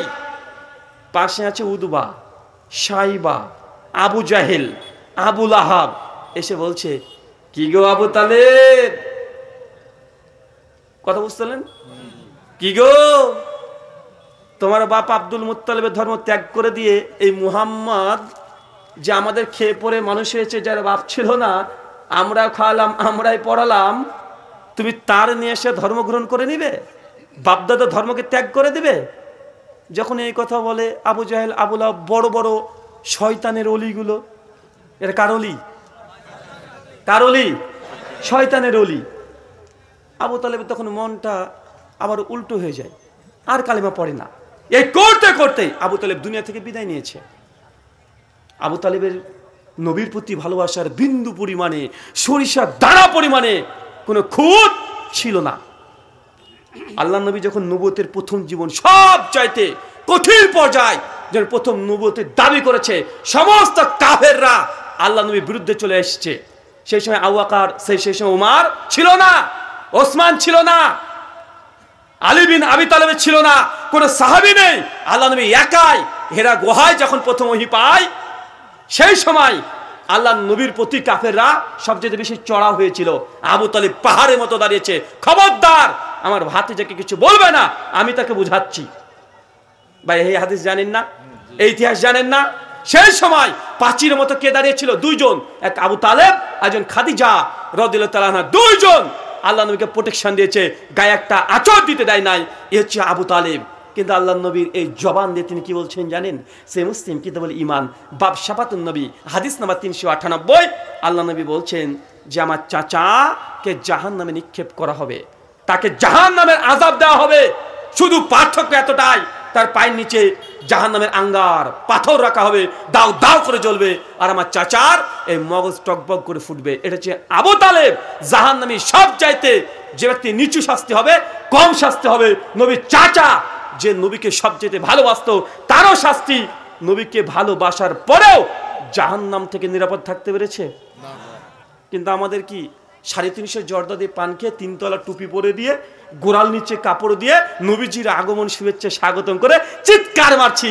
আর যারা বলছে নবীজির ঈদে মিলাদুন নবী পালন করা যাবে না, এরা লাহাবি, এরা ওয়াহাবি, এরা খারেজি, রাফেজি, মুতাজিলা, গডজিলা, কত কি ফতোয়া চলে আসছে। আসছে না ভাইজান? আসছে না? কত কি চলে আসছে। ওরা মনে করেছে শুধুমাত্র নবীকে মুখে ভালোবাসার দাবি করলেই জান্নাত। জি না, নবীকে অবশ্যই ভালোবাসতে হবে, কিন্তু ভালোবাসা দেখে দিতে হবে সাহাবীদের মতো আমলে। কিসের কথা বলেন? আরে নবী লাউ খেতে ভালোবাসতেন, সাহাবী সে লাউ খেতে পছন্দ করছে, এটা রুচির ব্যাপার। ওমর বিন খাত্তাব বলছে হযরত আসওয়াদ উপকারও করতে পারো না, ক্ষতিও করতে পারো না, তোমাকে চুম্বন দিলাম, আমার নবী দিয়েছে, নবী যদি না দিত হযরত আসওয়াদ তোমাকে আমি চুম্বন দিতাম না। এটা হচ্ছে ভালোবাসা, এটা হচ্ছে আনুগত্য করা, এটাই হচ্ছে আল্লাহ নবীর প্রতি সম্মান। ইসলামের মধ্যে সব চাইতে অমুসলিমরা আদর্শ দেখে পাগল হয়ে গিয়েছিল। কেমন একটা হাদিস বলে আপনাকে, সহিহ বুখারী 2731 নম্বর হাদিস। হুদাইবিয়ার সন্ধির কথা মনে আছে? কার কার মনে আছে একটু হাত তোলেন তো। মাশাআল্লাহ, আলহামদুলিল্লাহ, হাত নামিয়ে নেন। ভাই আমার আলোচনাতে আমি আগে বলেছি গজল পাবেন না, সুর পাবেন না, কোরআন সুন্নাহ থেকে কাটা কাটা কিছু কথা পাবেন, যেটা দিয়ে আপনি ইসলামটাকে কিভাবে বুঝবেন এটাকে আপনাকে বুঝাতে এসেছি। আমি জানি সুদ খাওয়া হারাম, এটা আপনি জানেন, জামে তিরমিজি 2428 নম্বর হাদিস, নবী বলেছে কেউ যদি জেনে বুঝে 1 টাকা সুদ খায়, মায়ের সঙ্গে জেনা করলে যেই পাপ, আপনি ওই লেভেলের পাপ করছেন। এর পরেও যদি আপনি সুদ খান, তো মায়ের সঙ্গে জেনা করতে চাইলে আমি কি করব? আপনি খান। আপনি এই হাদিস বারবার শুনেছেন, মান তারাকা সালাতা মুতাম্মাদান ফাকাদ কাফারা, যে ব্যক্তি ইচ্ছাকৃত নামাজকে ছেড়ে দেয় ফাকাদ কাফারা, এই ব্যক্তি কুফরি করলো, কাফের হয়ে গেল। এটা নবীর জবানের কথা। সহিহ মুসলিম 253 নম্বর হাদিস। কেমন কাফের? হাদিসের মধ্যে আসছে, মুসনাদ আহমদ 17102 নম্বর হাদিস, আল্লাহ নবী বলছেন যে দুনিয়াতে সালাত ত্যাগ করে দিয়েছে, সে কিয়ামতের মাঠে উঠবে ফেরাউনের সঙ্গে। কার সঙ্গে? মানে আপনি যে কোন কোয়ালিটির কাফের, হাদিসে স্পষ্ট বর্ণনা আসছে। আল্লাহ কোরআনে বলছে সূরা বানী ইসরাঈল 17 আয়াত নম্বর 71, ইয়াউমা নাদু কুল্লা উনাসিন বিইমামিহিম, সেই দিন কিয়ামতের সংকটময় সময় প্রত্যেক মানুষ নিজ নিজ নেতার সঙ্গে উঠবে। নেতা থাকবে আগে আর পেছনে থাকবে তার অনুসারীরা। এখন আপনি সালাত আদায় করেননি, আপনার ইমামকে, আপনার ইমামকে ফেরাউন। আপনি দুনিয়াতে যাকে নেতা মেনেছেন, কিয়ামতের মাঠে তার পেছনে উঠবেন। আপনি যদি এখন মেসি আর কি কি যেন আছে, অত নাম জানি না, ইন্ডিয়ার কয়েকটা নায়কের নাম জানি, শাহরুখ খান, সালমান খান, ফারদিন খান, এই খানকে যদি আনুগত্য করেন, কিয়ামতের মাঠে শাহরুখ খান দাড়ি চাচা তার পেছনে উঠবেন। সেদিন অ্যাক্টিং করিয়েন, দেবদাসের মতো পাগল হয়ে পড়ে থাকবেন। সেই দিন বুঝবেন কিয়ামত কত ভয়ঙ্কর জিনিস। আল্লাহ কোরআনে বলছে ইয়াউমান নাদউ কুল্লা উনাসিন বিইমামিহিম, সেই দিন কিয়ামতের সময় প্রত্যেক মানুষ দুনিয়াতে যাকে যাকে আদর্শ মনে করেছে, শেষে তার পেছনেই কিয়ামত সংগঠিত হবে। নামাজ পরিত্যাগ করেছেন, আল্লাহ নবী বলছেন ওর হাসর হবে ফেরাউনের সঙ্গে। এই হাদিস বারবার শুনেছেন, কতবার শুনেছেন, আরবিতে শুনেছেন, উর্দু, ইংলিশ, বাংলা, বক্তারা কত কোয়ালিটি করে বলেছে, সুর দিয়ে বলেছে, নরমাল ভাষায় বলেছে, পৃষ্ঠা নাম্বার দিয়ে বলেছে, হাদিস নাম্বার দিয়ে বলেছে, লাইন নাম্বার দিয়ে বলেছে, কত কিভাবে বললো। তারপরে সমাজে এখন পর্যন্ত ফজরে দেখেন 12 জন, 12 জন হয়তো না, বেশি বললাম, 12 জন, 14 জন, 20 জন বা এরকম আছে না নাই? কথা বলেন। আপনি জানেন না শরীয়তের আমল, আমি বিশ্বাস করি না। অনেক ক্ষেত্রে আপনি আমার চাইতে বেশি জানেন। আপনি জানেন যে আপনার বাপ যদি মারা যায়, ওই সম্পত্তির মালিক যেমন আপনি, আপনার বোন ও একটা অংশ পাবে। আপনি যদি না দেন আমি কি করতে পারি? আপনি জানেন যদি বোনের সম্পত্তি যদি আপনি গিলে খেয়ে নেন, তাহলে কিয়ামতের মাঠে জমি আল্লাহ 7 ভাগে ভাগ করে দে। মানে এই 1 কাঠা জমি যদি আপনি মেরে খেয়ে নিয়েছেন, এরকম 7 দফা মানে 7 কাঠা জমি আপনার কাঁধে পরে চাপিয়ে দিবে, আর গোটা কিয়ামতের মাঠ আল্লাহ আপনাকে ঘুরিয়ে নিয়ে বেড়াবে। আপনি জানেন, তারপরে যদি আপনি যদি এই কাজ করেন, আমি কি করতে পারি? জানার পরে মানবেন না, কিচ্ছু করার নেই। আল্লাহ কোরআনে বলছেন ফাযাক্কির ইন্নামা আনতা মুযাক্কির লাস্তা আলাইহিম বিমুসাইতির, হে নবী আপনার কাজ শুধুমাত্র সত্য কথাগুলো মানুষের কাছে প্রচার করে দেওয়া। জোর করে আপনি যে মানাবেন এর দায়িত্ব আমি আপনাকে দিই নাই। সূরা গাশিয়া 88 আয়াত নাম্বার 20 এবং 21। তার মানে বুঝতে পারছেন, আমরা বলতে পারি, আমরা আদেশ করতে পারি, আপনাকে আমি জোর করতে পারি না। আপনি মানলে মানবেন, না মানলে না মানবেন। ডাক্তার মশাই আছেন, ওনার কাছে যদি পেশেন্ট আসে, উনি কি করবেন? উনি প্রেসক্রিপশন লিখে দেবেন, প্রেসক্রাইব করবেন, বলবে আপনি ওষুধ খান, ভালো হবেন। এখন আপনি যদি প্রেসক্রাইব নিয়ে যদি পকেটে পুরো বসে থাকেন, ওষুধ যদি না খান, ডাক্তার কিছু করার আছে? কথা বলেন, কিচ্ছু করার নেই। ওষুধ খাবেন, ভালো হবেন, খাবেন না, যেমন আছেন তেমন থাকবেন। আল্লাহ সুবহানাহু ওয়া তাআলা তুমি বোঝার তৌফিক দান করো, সকলে পড়ি আমিন। সম্মানিত সুধী, আপনাকে যে কথা বলছিলাম, সহিহ বুখারী 2731 নম্বর হাদিস, ভালোবাসা কাকে বলে এটা দেখে নেন। আল্লাহর নবী হুদাইবিয়ার সন্ধির কথা মনে আছে? 6 বছর আল্লাহর নবীকে, সাহাবীদেরকে কাফের কুরাইশরা নবীকে মসজিদুল হারাম মানে কাবা শরীফে যেতে দেয়নি। ক বছর? 6 বছর যেতে দেয়নি। আল্লাহ নবী বলছে সব সময় মসজিদুল হারাম, কাবা তোমার মনটা পড়ে থাকতো। আপনার বাড়ির পাশে মসজিদ আছে, প্রতিদিন বলছে হাইয়া আলাস সালাহ, বাংলা মানে নামাজের জন্য এসো, হাইয়া আলাল ফালাহ সফলতার জন্য এসো, নামাজ পড়তে আসো মসজিদে, তুমি সফল হয়ে যাবে। আপনি কি ভাবছেন? জি না, দোকানটাকে বন্ধ রাখবো, বেচাকেনা কমে যাবে, লস লেগে যাবে। আল্লাহর দাবি হাইয়া আলাস সালাহ, নামাজ আয়, হাইয়া আলাল ফালাহ, তুই সফল হয়ে যাবি। আমরা করছি, কথা বলেন। অমুসলিমরা আল্লাহ নবীকে মানছেন, সেটা ভিন্ন বিষয়। আপনি কতটুকু মানছেন? আপনি কতটুকু মানছেন? নবীর কোন আদর্শকে গ্রহণ করেছেন? নামাজটাও এখন পর্যন্ত পাবন্দি সহকারে আমরা পড়তে পারছি না। হজ বাদ দেন, হজ কয়জন করে? যাকাত ভুল করেও দিই না। কেউ যদি এসে বলে যে ভাই তুই জাকাত দিচ্ছিস না কেন, ও রেগে যায়, আমার জাকাত ফরজ হয়েছে নাকি? বা আছে না কথা বলেন? একটু কাউকে যদি ভাই এত টাকা রোজগার করছে একটু জাকাতটা দিচ্ছিস না, ও রেগে যাবে, আমার উপরে জাকাত ফরজ হয়েছে নাকি? ভাই মানুষের মধ্যে এমন আছে না নাই? আছে। একজন ব্যক্তি হজ যদি হজের দাওয়াত দেন, বলে আমার উপরে হজ ফরজ হয়নি, দেখো হজের ফরজ 10 বছর আগে হয়ে গেছে। ভাই এমন আছে না নাই? আছে। আল্লাহ নবীকে 6 বছর মসজিদুল হারামে ঢুকতে দেয় নাই। মন সবসময় ছটপট করে কাবা শরীফের সামনে গিয়ে সালাত আদায় করবে, ও হজ করবে, উমরা করবে। 6 বছর পর আল্লাহ নবীকে আল্লাহ সাল্লাল্লাহু স্বপ্ন দেখাচ্ছেন। দেখছেন যে সাহাবীদের কিনা আল্লাহ নবী উমরা করছেন, কাবা তাওয়াফ করছেন। নবী ঘুম থেকে খুশি মনে উঠে সাহাবীদেরকে ডেকে বলছে, আবু বকর, ওমর, ওসমান সবাইকে, যে শোনো আজকে আমি স্বপ্ন দেখছি যে আমি উমরা করছি, আল্লাহর ঘর কাবা শরীফের চতুর্দিক আমি তাওয়াফ করছি, তোমরা সঙ্গে আছো, তোমাদের মতামত কি? আবু বকর, ওমর বলছে, আল্লাহ নবী যে স্বপ্ন দেখেছেন ওটা বাস্তবে করতে হবে, কোনো কথা নাই। যাবো আমরা। 6 বছর আমাদেরকে কাবা থেকে বের করে দিয়েছে কাফেররা, কুরাইশরা বের করে দিয়েছে যে কোনো মূল্যে। এখন আমরা কাবাতে যাব উমরা করতে। যেই কথা আল্লাহ নবীর সঙ্গে সঙ্গে 6 হিজরি 1 জিলকদ 1400 সাহাবী একসঙ্গে একত্রিত করেছেন, করে আল্লাহ নবীর সঙ্গে সঙ্গে ঘোষণা দিয়ে দিলেন যে এবছর আমরা কাবাতে ঢুকবো, মক্কায় ঢুকবো। ওই যে হিজরত করে চলে এসেছে, নিজের দেশ হিজরত করে চলে এসেছে, এই যে কত যে কষ্ট আপনি বুঝতে পারবেন তখন। ভাই ডাক্তার জাকির নায়েক ভারত থেকে চলে গেছেন না মালয়েশিয়ায়, গিয়েছেন না ভাইজান? আমি স্যারকে জিজ্ঞাসা করেছিলাম, এবছর সাক্ষাৎ হয়েছিল মালয়েশিয়াতে তার সঙ্গে আমার, আর জিজ্ঞাসা করেছিলাম স্যার, আমিও ইন্ডিয়ান, তাকে বলেছিলাম যে স্যার ভারতের জন্য ইন্ডিয়ার জন্য আপনার মন খারাপ করে? উনি সঙ্গে সঙ্গে বলছেন, চোখে ঝলমলো পানির ছটা দেখতে পাচ্ছি। আচ্ছা কি বলেন? মানে উনি ওনার সঙ্গে উর্দুতে কথা বলছিলাম, যে কি বলেন, ইন্ডিয়াতে আমার মন ছটফট করবে না? করে। আমি মিস করি ইন্ডিয়াকে অনেক। কেন জানেন? কারণ ইন্ডিয়াতে যখন আলোচনা করি সেই সময়তে মানুষ যদি হয় 10 লাখ, তার মানে 4 লাখ থেকে অমুসলিম, 6 লাখ থেকে মুসলিম। আমার কাজ অমুসলিমকে দাওয়াত দেওয়া, আমি খুব মিস করি। আমি দীর্ঘ 10 বছর ধরে ইন্ডিয়াতে যত অমুসলিমকে দাওয়াত দিয়েছি, এত অমুসলিম একসঙ্গে আজ পর্যন্ত পৃথিবীর কোনো দেশে পাই নাই। আল্লাহ নবী বলছেন যে মক্কাতে ওই মসজিদুল হারামের সামনে সালাত আদায় করার জন্য মন ছটফট করে। সাহাবীরা একত্রিত 1400 সাহাবী একসঙ্গে নবীর সঙ্গে চলতে শুরু করে দিয়েছে। আর যখন কাফেররা খোঁজ পেয়ে গেছে যে আল্লাহ নবী মক্কাতে আসছে, আর কাফেররা দেখবেন সবসময় ভয়ে থাকে না ভাইজান? যারা বদ তারা ভয়ে থাকে না, ভয়ে আছে। ওরা ভাবছে মক্কা দখল হয়ে গেল, মনে হয় এবার মনে হয় মক্কা দখল হয়ে গেল। 1400 সাহাবী নিয়ে চলে আসছে। আর সেই সময় খালিদ বিন ওয়ালিদ মুসলিম হন নাই।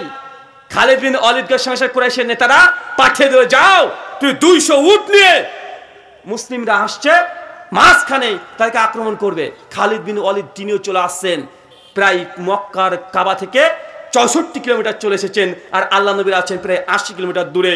অনেকটা কাছে যখন চলে আসলেন, আসার পরে আল্লাহ নবী বুঝতে পারলেন যে ওই দিক থেকে কুরাইশের নেতারা আক্রমণ করার জন্য চলে এসেছেন। নবীও আগে থেকে খবর পেয়ে গেছে। সাহাবীদের কিনে একটা পাহাড়ের চূড়ায় আল্লাহ নবী বসে আছেন। খালিদ বিন ওয়ালিদ তিনিও কাছাকাছি চলে এসেছেন। নামাজের ওয়াক্ত চলে এসেছে, জোহরের সালাত। জোহরের সালাতের জন্য আল্লাহ নবীর সঙ্গে সঙ্গে সাহাবীদেরকে বলেন, আজান দাও, ইকামত দাও, নামাজ এখানে হবে। নামাজ পড়তে শুরু করেছে। আর খালিদ বিন ওয়ালিদ বলছে, মুসলমান নামাজে দাঁড়িয়ে গেছে, পৃথিবীর কোনো চিন্তা তাদের অন্তর এখন নাই, এখন অতর্কিত হামলা করে সব ধ্বংস করে ছেড়ে দেব পরিকল্পনা করে ফেলেছে। একজন কাফের বিশ্বাস কি দেখেন, সেই সময় খালিদ বিন ওয়ালিদ কি ছিল? কাফের, ইসলাম গ্রহণ করেনি। হুদায়বিয়ার সন্ধির সময় সে কাফের ছিল। সে বলছে মুসলমান নামাজ পড়ছে, সে দুনিয়ার কোনো কথা চিন্তা করবে না, অতর্কিত হামলা করে দেব, হত্যা করে শেষ করে দেব। আমরা মুসলমান কিভাবে নামাজ পড়ি? আল্লাহু আকবার, ঘড়িতে টাইম দেখছি, আছে না নাই কথা বলেন? আল্লাহু আকবার বলে নামাজ পড়ছি। ইমাম সাহেব দেখাচ্ছে ফজরের সময়তে সূরাতুল ফাতিহার পরে নিয়াত করছে সূরা রহমান গোটাটা পড়বে, পড়তেই আছে। মুসল্লি ভাবছে কি এবার এত লম্বা কেন রে ভাই, ওর ভিতরটা জ্বলে যাচ্ছে, এত লম্বা কেন? ইমাম সাহেব রুকুতে চলে গেছে, সিজদাতে চলে গেছে। সিজদা থেকে একটু বেশিক্ষণ যদি ইমাম সাহেব যদি থাকে, পিছনে মুসল্লি করছে ভাই আছে না, কথা বলেন। কাফেররা মনে করছে মুসলমানের সিজদায় আছে মানে দুনিয়া ভুলে গেছে, অতর্কিত হামলা করে শেষ করে দিবে। যখন এরকম পরিকল্পনা আল্লাহ সুবহানাহু ওয়া তাআলা নবীর কাছে সঙ্গে সঙ্গে কোরআনের আয়াত অবতীর্ণ করে দিয়েছেন, কারণ দেখছে এই সময় আয়াত অবতীর্ণ করার জরুরত আছে। সূরা নিসার 103 নম্বর আয়াত অবতীর্ণ করে দিলেন যুদ্ধক্ষেত্রে কিভাবে নামাজ পড়বে। সুনান আবু দাউদ 3114 নম্বর হাদিস, কিতাব জিহাদে আল্লাহ সুবহানাহু ওয়া তাআলা নবীকে জানিয়ে দিলেন যখন তোমরা সালাত আদায় করবে কিছু সংখ্যক মুসলমান নামাজে দাঁড়াবে আর কিছু সংখ্যক মানুষ মুসলিম তারা চতুর্দিকে ঘিরে থাকবে। কথা বুঝতে পারলেন? আয়াত অবতীর্ণ হয়ে গেল। খালিদ বিন ওয়ালিদের যে পরিকল্পনা প্রথমেই নচ্ছাদ করে ছেড়ে দিয়েছে। কাফেররা আবার দূত পাঠায় নবীর কাছে, আল্লাহ নবীর কাছে দূত পাঠিয়েছে। যখন দূত পাঠিয়েছে এসে বলছেন যে আপনারা কি করতে যাচ্ছেন? আল্লাহ নবী বলছে শোনো, আমরা যুদ্ধ চাই না, আমরা যুদ্ধ করতে যাচ্ছি না, আমরা যাচ্ছি শুধুমাত্র উমরা করতে, ভালোভাবে আমাকে উমরা করতে দাও। আর যদি তোমরা যুদ্ধ করতে চাও, জিহাদ করতে চাও, আমি মুহাম্মদ রাসূলুল্লাহ সাল্লাল্লাহু আলাইহি সাল্লাম যতক্ষণ প্রাণ আছে তোমাদের সঙ্গে যুদ্ধে আমি অবনত হব। কোনটা চাও? তোমাদের বাদশাকে গিয়ে বলে আসো। সঙ্গে সঙ্গে চলে গেছে বাদশার কাছে, যে তারা এই কথা বলেছে যদি যুদ্ধ চান যুদ্ধ করবে, আর যদি না চান শুধু উমরা করতে দেন, উমরা করে চলে যাবে, হজ করে চলে যাবে। কাফেররা তখন আবার পাঠিয়েছে, পাঠিয়ে আল্লাহ নবীকে সে গরম ভাষায় কথা বলছে যে আপনি কি বলেছেন। নবী আবার সেম একই কথা রিপিট করছে। রিপিট করার পরেই ওই কাফের তখন বলছে জাস্ট পরীক্ষা করার জন্য, কাদেরকে জানে? সাহাবীকে পরীক্ষা করার জন্য। বলছে ইয়া মুহাম্মদ, তোমার সঙ্গে যে সঙ্গপাঙ্গকে দেখছি যুদ্ধরত অবস্থায় তোমাকে ফেলেছে, একদম পালিয়ে যাবে। আর আবু বকর রাদিয়াল্লাহু আনহু রেগে গিয়ে সঙ্গে সঙ্গে তাকে বলছে তুই কি বললি, আমরা ফেলে পালিয়ে যাব? এই কথা যখন বলেছে, আর ওই কাফের যে দূত এসেছে আল্লাহ নবীর সঙ্গে কথোপকথন করছে, আর নবীর সঙ্গে দাড়িতে হাত দিয়েছে, শুধু হাত দিয়েছে। কি কথা বলেন? দাড়িতে হাত দিয়েছে এইভাবে। আর এখন থেকে মুগীরা ইবনে শুবা রাদিয়াল্লাহু আনহু তরবারে খাপ খুলে দিয়ে বলছে এই খবরদার, নবীর দাড়ি তুই ছাড়। কথা বুঝতে? সহিহ বুখারী বর্ণনা, এটা কোনো ইতিহাস নয়। সহিহ বুখারীর 4 পৃষ্ঠা ধরে এই ঘটনাটা বর্ণনা আছে, 4 পৃষ্ঠা। খালিদ বিন মুগীরা বিন শুবা আল্লাহর সাহাবী সঙ্গে সঙ্গে তরবারি দিয়ে তার হাত থেকে নামিয়েছে, খবরদার নবীর দাড়িতে তুই হাত দিবি না, হাত নামিয়ে কথা বল। তারপর সে পরিদর্শন করছে, কারণ ও চেক করতে গিয়েছে কি জানেন, কাফেরদের চিন্তা অনেক দূরবর্তী। চেক করে দেখছে যে সাহাবীরা কেমন দেখিত, কেমন মানুষেরা। শুধু বলেছে নবীকে কোনো গায়ে হাত দেয় নাই, দাড়িতে হাত দিয়েছে, তরবারি বের করে হাতে করে মেরে দিয়েছে, খবরদার নবীর দাড়িতে হাত দিবি নি। পর্যবেক্ষণ করছে যে নবীর সঙ্গে সাহাবীরা তার সঙ্গীরা কেমন আচরণ করে। আল্লাহ নবী যখন নামাজের সময় হয়েছে ওযু করবে, তো সঙ্গে সঙ্গে ওযুর সময়তে সব সাহাবীরা মারামারি করছে, সবাই মারামারি করছে, নবীকে কে পানি এনে দিবে, পানি দেওয়ার জন্য মারামারি করছে। ও ভাই, আরে একজন ওযু করবে আর সবাই মারামারি করছে, সবাই পাল্লাপাল্লি দিচ্ছে যে নবীকে কে ওযুর পানি দেবে। নবী যখন ওযু করা শেষ হয়ে গেছে, ওযুর শেষে যে পানিটুক আছে ওই পানিটুক নিয়ে সাহাবীরা আবার মারামারি করছে, সবাইকে আর মুখে মাখছে, মাথায় মাখছে, হাতে মাখছে, আর যারা পায় নাই তারা একজন হাতের সঙ্গে ঘষে নিচ্ছে। সহিহ বুখারী বর্ণনা 2751 নম্বর হাদিস। আলামে থুতু ফেলছে, সাহাবীরা হাত পেতে বসে আছে। নবী কখন তার জবার মোবারক থেকে, তার জিহ্বা মোবারক থেকে একবার থুতু ফেলে, সঙ্গে সঙ্গে যখন থুতু ফেলেছে সাহাবীরা নিয়ে হাতে মুখে মাখতে শুরু করে দিয়েছে। ও অবাক যে কি ব্যাপার। চেক করেছিল যে ইয়া মুহাম্মদ, তোমার এই সঙ্গপাঙ্গকে দেখছি এ পালিয়ে যাবে, তুমি যুদ্ধ করবে আমাদের সঙ্গে, পালিয়ে যাবে মাঝখান থেকে। তারা এই সিন দেখে, দৃশ্য দেখে ওই ব্যক্তি ছুটে চলে গেছে, যে বাদশাকে গিয়ে বলছে কাফেরদেরকে, শুনেন আমি যা দেখে আসলাম নিজের চোখকে বিশ্বাস করতে পারছি না। আমি রোমান বাদশাদের কাছে দূত হিসেবে পাঠিয়েছিলেন, গিয়েছিলাম, আমি পৃথিবীর বিভিন্ন রাষ্ট্রদূতের কাছে গিয়েছি, তাদের বাদশাকে তাদের দেখেছি কি করে, কিন্তু মুহাম্মদকে তার অনুসারীরা, তার সাহাবীরা এত ভালোবাসে আমি জিন্দেগিতে কোনো মানুষকে এত ভালোবাসতে দেখি নাই। খবরদার তাদের সঙ্গে যুদ্ধেতে আপনার প্রবৃত্ত হবেন না।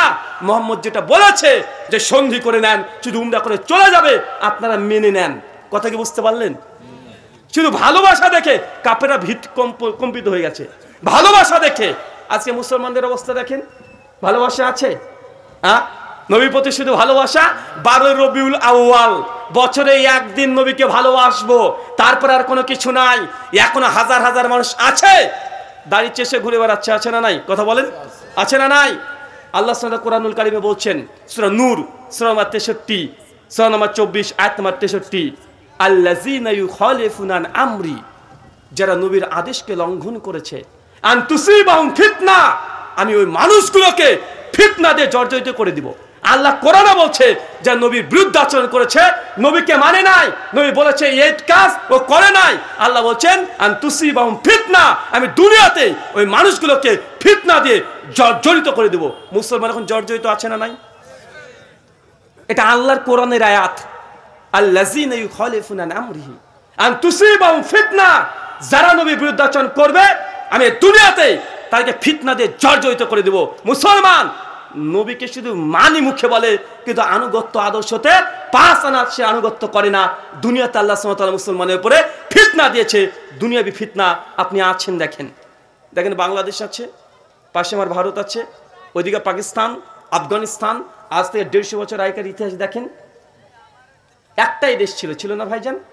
একটাই দেশ ছিল। মুসলমানরা তখন 800 বছর ভারতবর্ষে রাজত্ব করেছে। কত বছর? 800 বছর মুসলমানদের রাজা ছিল, মুসলমানদের বাদশাহ। আপনাদের চাঁপাইনবাবগঞ্জ, দিনাজপুর, এদিকে সিলেট, সবগুলো মুসলিম বিভিন্ন খলিফা, খলিফা তো নয়, রাজা বাদশাহ, তাদের এইসব জায়গাগুলো দখল করা ছিল সেই সময়।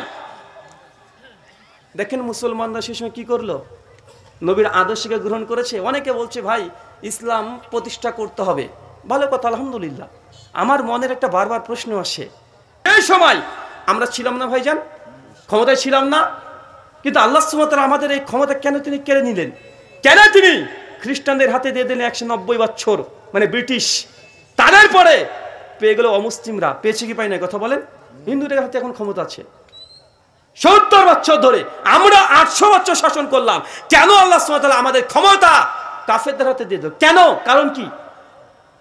কারণ আল্লাযীনা ইউখালিফুনা আন আমরিহি, নবীর আদেশকে লঙ্ঘন করেছে। ইতিহাস পড়ে দেখেন, মুসলমান নামে মুসলমান ছিল, বউকে খুশি করতে গিয়ে তাজমহল তৈরি করে রেখে দিয়েছে। 22 বছর ধরে 20,000 শ্রমিক কোটি কোটি টাকা দিয়ে সেই সময় সুন্দর তাজমহল তৈরি করেছে। মুসলমানের কি উপকার হয়েছে? ভালোবাসা জাহির করেছে, ভালোবাসা জাহির। সেই সময় যদি শাহজাহান যদি চাইতো যে না, গোটা ভারতবর্ষের প্রত্যেক প্রান্তে প্রান্তে একটা করে ইউনিভার্সিটি খুলে দেব, বাংলাদেশের বুয়েটের মতো ইউনিভার্সিটি খুলে দেব, ওই টাকাতে ভারতবর্ষের প্রত্যেক জেলাতে একটা করে ইউনিভার্সিটি খোলা যেত। খুলে নাই, আন তুসিবাহুম ফিতনা, আমি ফিতনা দিয়ে জর্জরিত করে দেব ক্ষমতার জন্য। মুসলমানরা তখন বাপ আর বেটার লড়াই, ইতিহাস পড়ে দেখেন। ক্ষমতার জন্য বাপ বেটাকে হত্যা করছে, বেটা চাচাকে হত্যা করছে, ক্ষমতার লড়াই। মদ মাতরা হয়ে গেল, শেষে ক্ষমতার লড়াই নিয়ে পাগল হয়ে গেল। আল্লাহ সুবহানাহু ওয়া তাআলার সঙ্গে সঙ্গে কমকে পরিবর্তন করে দিয়েছে। আল্লাহ বলেছেন, সহিহ মুসলিমের হাদিস, কিদুল ফিতান, আল্লাহ নবী বলে দিয়েছেন, যখন উম্মতের মধ্যে এই দ্বীনকে পরিত্যাগ করে দিবে, আল্লাহ সুবহানাহু ওয়া তাআলা তাদের উপরে জালেম শাসক দিয়ে দিবে।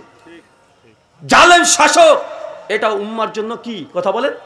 গজব, এটা গজব। আন তুসিবাহুম ফিতনা আন ইউসিবাহুম আযাবুন আলীম, ওই যে শুধু দুনিয়ায় ফিতনা নয়, পরকালেও আমি কঠোর আযাব তোমাদেরকে দেব। আমার কথা কি বুঝতে পারছেন? আমি আগেই বলেছি, নামাজ, রোজা, হজ, যাকাত সব মাসলা আপনি জানেন, জানেন না এমন কিছু নেই। কিন্তু গোটা বিশ্ব জগতে মুসলিম জাতি আজকে এত নির্যাতিত, নিষ্পেষিত, লাঞ্ছিত, বঞ্চিত, পদদলিত। কেন? কারণ বের করতে হবে। আজকে আমরা নিজেরা মারামারি করছি, নিজেরাই। ভাই করছি কি করছি না কথা বলে? এই কথা বলছি, রাগ করবেন না। কদিন আগে, 5 দিন আগে দেখেন, 1 সপ্তাহ 1 মাসের মধ্যে কত ঘটনা ঘটেছে বাংলাদেশে। মিজানুর রহমান আজহারি মালয়েশিয়া থেকে বাংলাদেশে আসলেন, ভালো খবর, গুড নিউজ, সবাই খুশি, সবাই খুশি। কে খুশি না? তিনিও চাইলেন আলেমদের সঙ্গে একটু বসে গল্প করে আলোচনা করি, মত বিনিময় করে অনুষ্ঠান করলেন। মানুষে গিয়েছে, ওলামারা গিয়েছে, সবাই গিয়েছে, খাওয়া দাওয়া করলো, সেলফি তুললো, সবকিছু করে ফেসবুকে প্রচার হলো। 2-3 ঘন্টা পরেই ফেসবুক আবার উল্টো দিকে স্রোত চলে এসেছে। কি এসেছে বলেন তো? বলছে ওয়াহাবিদের কাছে গিয়েছে, ওয়াহাবির কাছে গিয়েছে, কাফের হয়ে গেছে। প্রেশার ক্রিয়েট করে 2 জন আলেমকে কালেমা পড়িয়ে মুসলিম করাচ্ছে। তো এই মুসলমান জীবনের জিন্দেগিতে কখনো সফলতার দ্বার প্রান্তে উপস্থিত হতে পারে? দুইজন আলেম, সাধারণ মানুষ যদি কালেমা পড়তো মেনে নিতাম, আলেম বক্তা তারপরে তাকে চাপ করেছে কেন? তাদের গ্রুপিং, তাদের গ্রুপের যারা বড় বড় নেতা আছে তারা চাপ করেছে, তুমি আজহারি সাহেবের কাছে গিয়েছো, তুমি ওহাবি হয়ে গেছো, খারেজি হয়ে গেছো, রাফেজি হয়ে গেছো, মুতাজিলা হয়ে গেছো, গডজিলা হয়ে গেছো। আশ্চর্য, কত কি ট্যাগ দিয়ে দিয়েছে ভাই। এই উম্মতকে এক করা খুব কঠিন, খুব জটিল।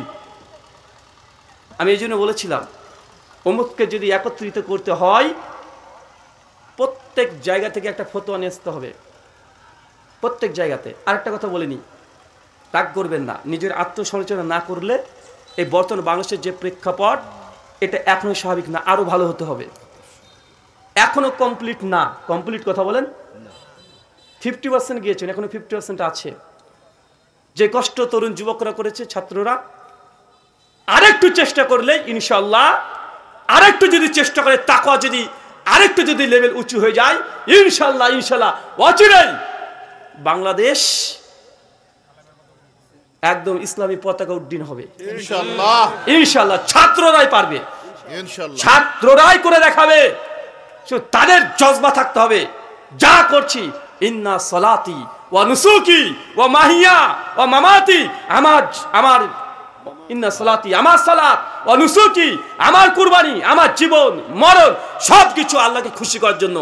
এই কথা যখন মগজে ঢুকে যাবে ইনশাআল্লাহ ওমর বিন খাত্তাবের মতো জজবা তৈরি হয়ে যাবে। নবী 6 বছর যেতে দেয়নি তো কি হয়েছে, চলেন, কে কি করছে আমি দেখে নিচ্ছি, চলেন। ঠিক, এগুলো হৃদয় তৈরি হয়ে যাবে ইনশাআল্লাহ, ইনশাআল্লাহ হবে ইনশাআল্লাহ। যারা পাবজি খেলছিল তারা এত বড় আন্দোলন করে দিবে মানুষ কল্পনাই করেনি।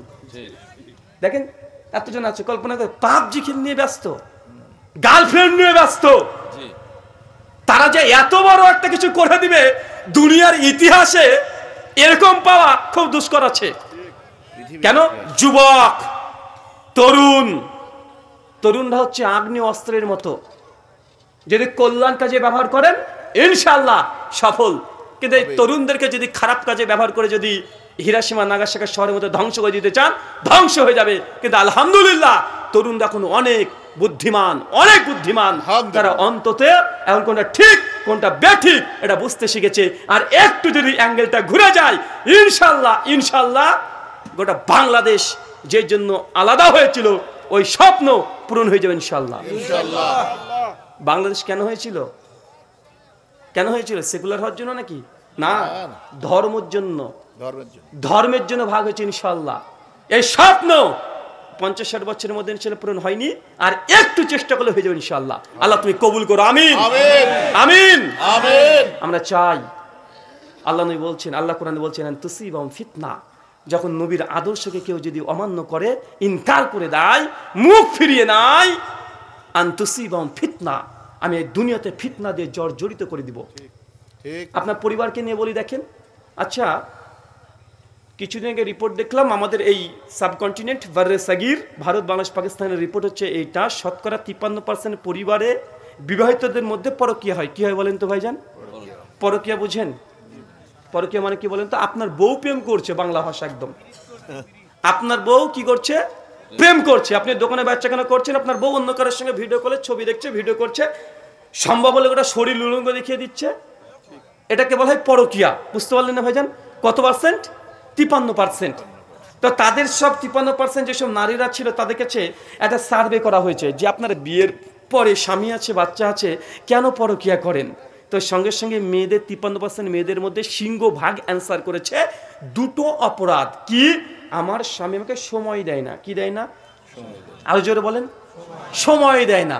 আর একটা অভিযোগ করেছে, সেটা আমি বলছি না, অনেক মুরব্বীরা আছে, মানে ফিজিক্যালি রিলেশনে মেয়েরা সুখী না। এই যে দুটো কারণ বলেছে। কয়টা? দুটো কারণ। তার মধ্যে প্রথম যে স্বামীরা সময় দেয় না। এখানে যদি 100 জন বিবাহিত পুরুষ যদি থেকে থাকে 53% বিবাহিত পুরুষের বউ অন্য কোনো রিলেশনে যুক্ত আছে। শুধু বউ না, আপনিও। পুরুষরা আছে 63%। কত পার্সেন্ট? 10% বেশি। মানে আপনার বউ আছে, 3টা বাচ্চা আছে, তারপরও অন্য কোনো মেয়ের সঙ্গে আপনার ঘনিষ্ঠ সম্পর্ক আছে। আছে না নাই? কথা বলেন। 100 জন যদি পুরুষ থাকে 63% আছে। এটা রিপোর্ট বলছে, লুকিয়ে রাখতে পারবেন না। তো মেয়েরা বলছে কেন তার পরকীয়ায় লিপ্ত?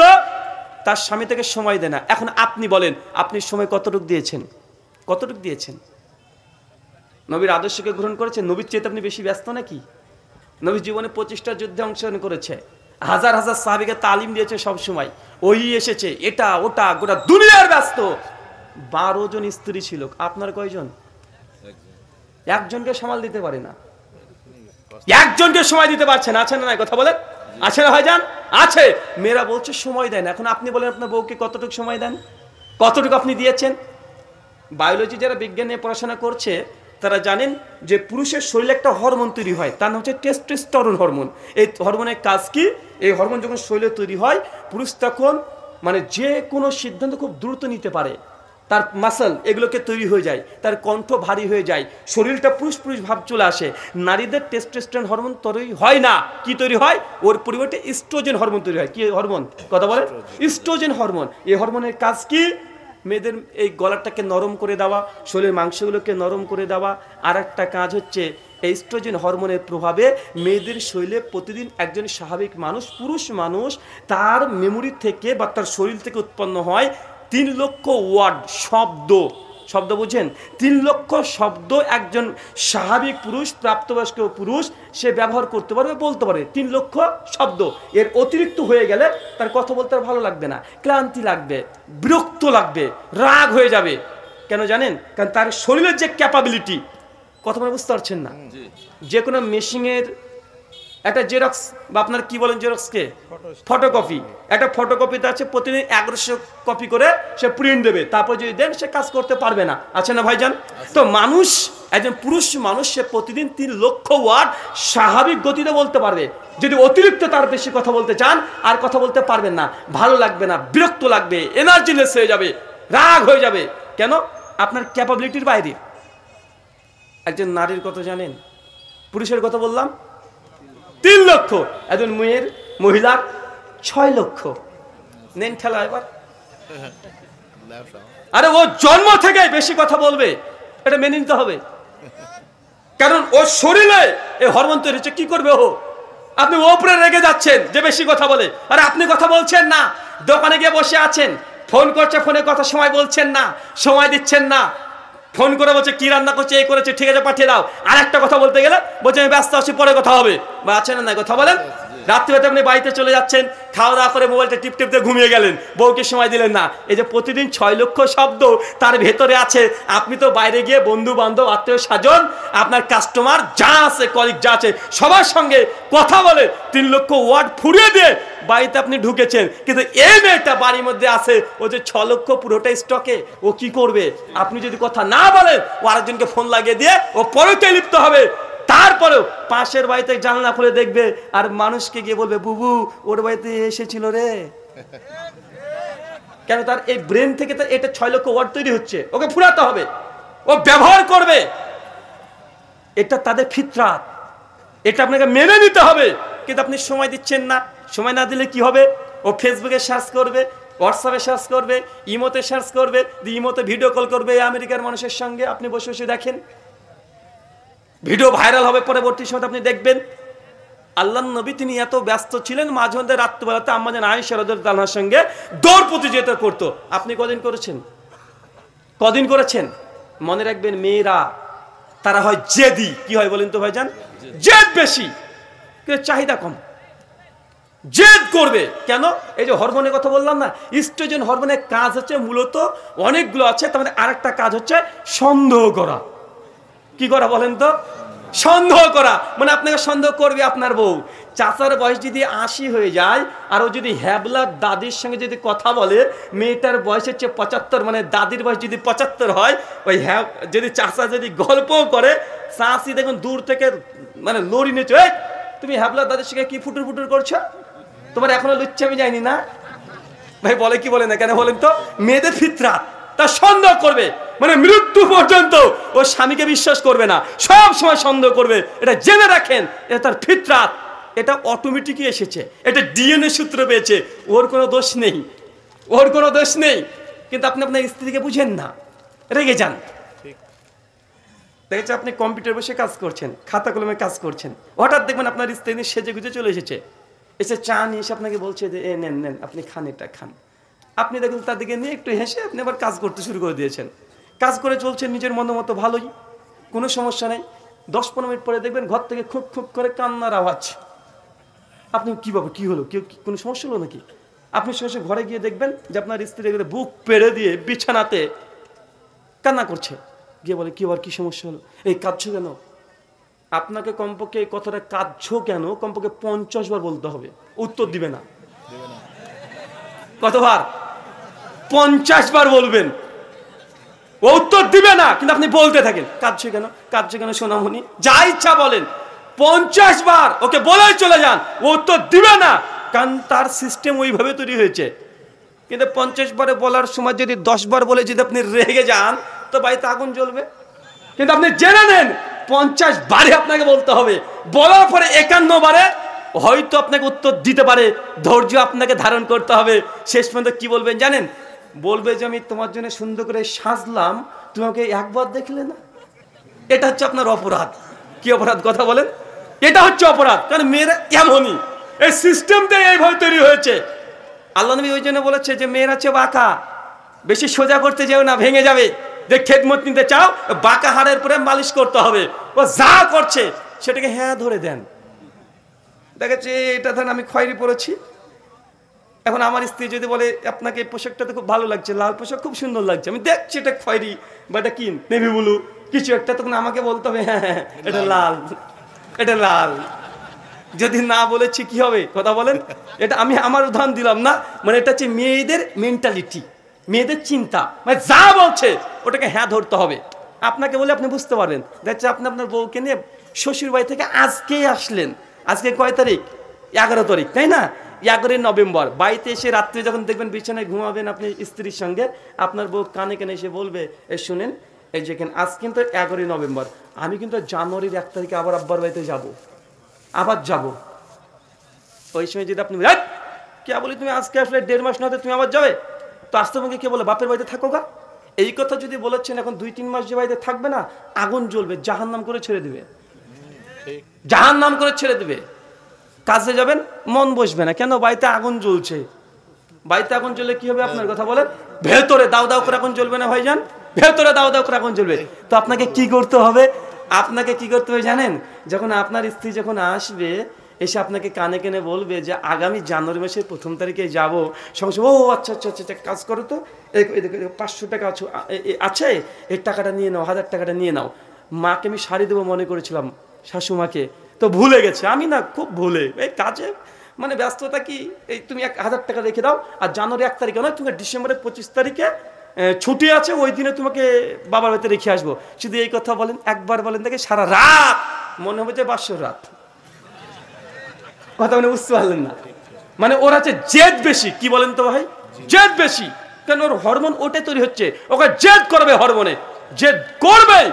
কিন্তু দেখেন এবার জানুয়ারি পার হয়ে গেছে, 10 তারিখ পার হয়ে গেছে, ফেব্রুয়ারি পার হয়ে গেছে, রোজা চলে এসেছে, তারপর আপনাকে বলবে না যে আমি বাপের বাড়ি যাব। কিন্তু প্রথম দিন যদি একবার বলেছেন তুমি কেবলই আসলে, এই কথা বললে ওই 2 মাসকে মনে হয় 20 বছর চলছে। কথা কি বুঝতে পারছেন? এটা আপনার পরিবারের জন্য বললাম। মেয়েদের সঙ্গে বেশি নাড়ানাড়ি করতে যায়েন না। আল্লাহ নবী আগে বলেছে এটা বাঁকা হাড়, বেশি সোজা করতে যান না, ভেঙে যাবে। যদি খেদমত নিতে হয়, যদি পাটি পানিয়ে নিতে হয়, আরো ভালো ভালো কাজ যদি নিতে চান, স্ত্রীকে যদি গার্লফ্রেন্ডের মতো ব্যবহার করতে চান, ও যতই খারাপ রান্না করুক তারপরে বলতে আলহামদুলিল্লাহ, দিন দিন তোমার কোয়ালিটি কি যে হচ্ছে, বলছে হাত খানকে চুষে খেয়ে নি। তাহলে কি হবে বলেন তো? এই কথা বললে পরের দিন আপনার জন্য কি রান্না করবে? দেখছে ম্যাগি চাউমিন রান্না করে নিয়ে চলেছে। এত প্রশংসা, এত প্রশংসা, মানে ওই রান্নাতেও কনসেন্ট্রেট বৃদ্ধি করে দিবে যে এত এত কিছু করছে। আর যদি বলে কি রান্না করছো, ওর চেয়ে হ্যাবলার মা ক্যাবলা ভালো রান্না করে, তাহলে খবর আছে। স্ত্রীদের মেয়েদের মানসিক অবস্থা বুঝতে হবে, ওরা কিভাবে চিন্তা করে, সাইকোলজিক্যালি তারা কিভাবে চলে, এটা আপনাকে দেখতে হবে। আল্লাহ নবীর হাদিস গালা, এক একটা হাদিসকে যদি সায়েন্টিফিক ব্যাখ্যা করতে চাই, এক একটা হাদিস বর্তমান আধুনিক বিজ্ঞানের সঙ্গে মেয়েদের আল্লাহ নবী যে গুণাবলী বলেছে প্রত্যেকটা সায়েন্টিফিক ভাবে মিলিয়ে দেওয়া সম্ভব। আমি এই জন্য বলেছিলাম যে আপনি স্ত্রীকে সময় দিচ্ছেন না, আল্লাহ নবী তো ওই জন্য বলেছে। আপনি ভাবছেন একটা প্রশ্ন জিজ্ঞেস করে উত্তর দেন তো ভাইজান, বলতো বিয়ে করা দিনের কতটুকু? অর্ধেক। মানে নামাজ, রোজা, হজ, যাকাত, দান, সাদকা সব এক সাইডে, মানে 50 পেয়েছেন, আর বাকি 50 কিসে আছে? কিসে আছে? বিয়েতে। তার মানে কত সহজ জিনিস মনে করছেন? নামাজ, রোজা, হজ, যাকাত, দান, সাদকা সব মিলে 50, আর বিয়ের পরের লাইফ বাকি 50। তার মানে কত ভয়ঙ্কর জায়গা আপনি জানেন? যারা বিয়ে করেনি বিয়ে করার জন্য পাগল, যারা বিয়ে করেনি ও বিয়ে করার জন্য পাগল, আর যারা করেছে তারা বলছে আল্লাহ 2 বছর পরে করলেই হতো। আচ্ছা, এরকম সমস্যা কি এখানে আছেন? যারা বিয়ে করার আগে বেশি ইনকাম করতেন কিন্তু বিয়ের পরে কম ইনকাম করেন, কেউ আছেন এই মজলিসে? প্রশ্ন করে বুঝতে পারলেন না? আমাদের বাপ মা কি বলে, বাবা মা কি বলে? আচ্ছা, কারা কারা বিয়ে করেছেন একটু হাত তোলেন তো দেখে নিয়ে আগে। কে কে বিয়ে করেছেন? আরে আল্লাহ, সব বিয়ে করেছে। আমার তুলবো না, আপনি থাক, আপনারা নামিয়ে দেন, নামিয়ে দেন। আচ্ছা, কে কে বিয়ে করেনি তারা হাত তোলেন তো। মানে 40%, মাশাআল্লাহ, নামান। আচ্ছা, কে কে বিয়ে করতে চান আব্বা মা দেয় না?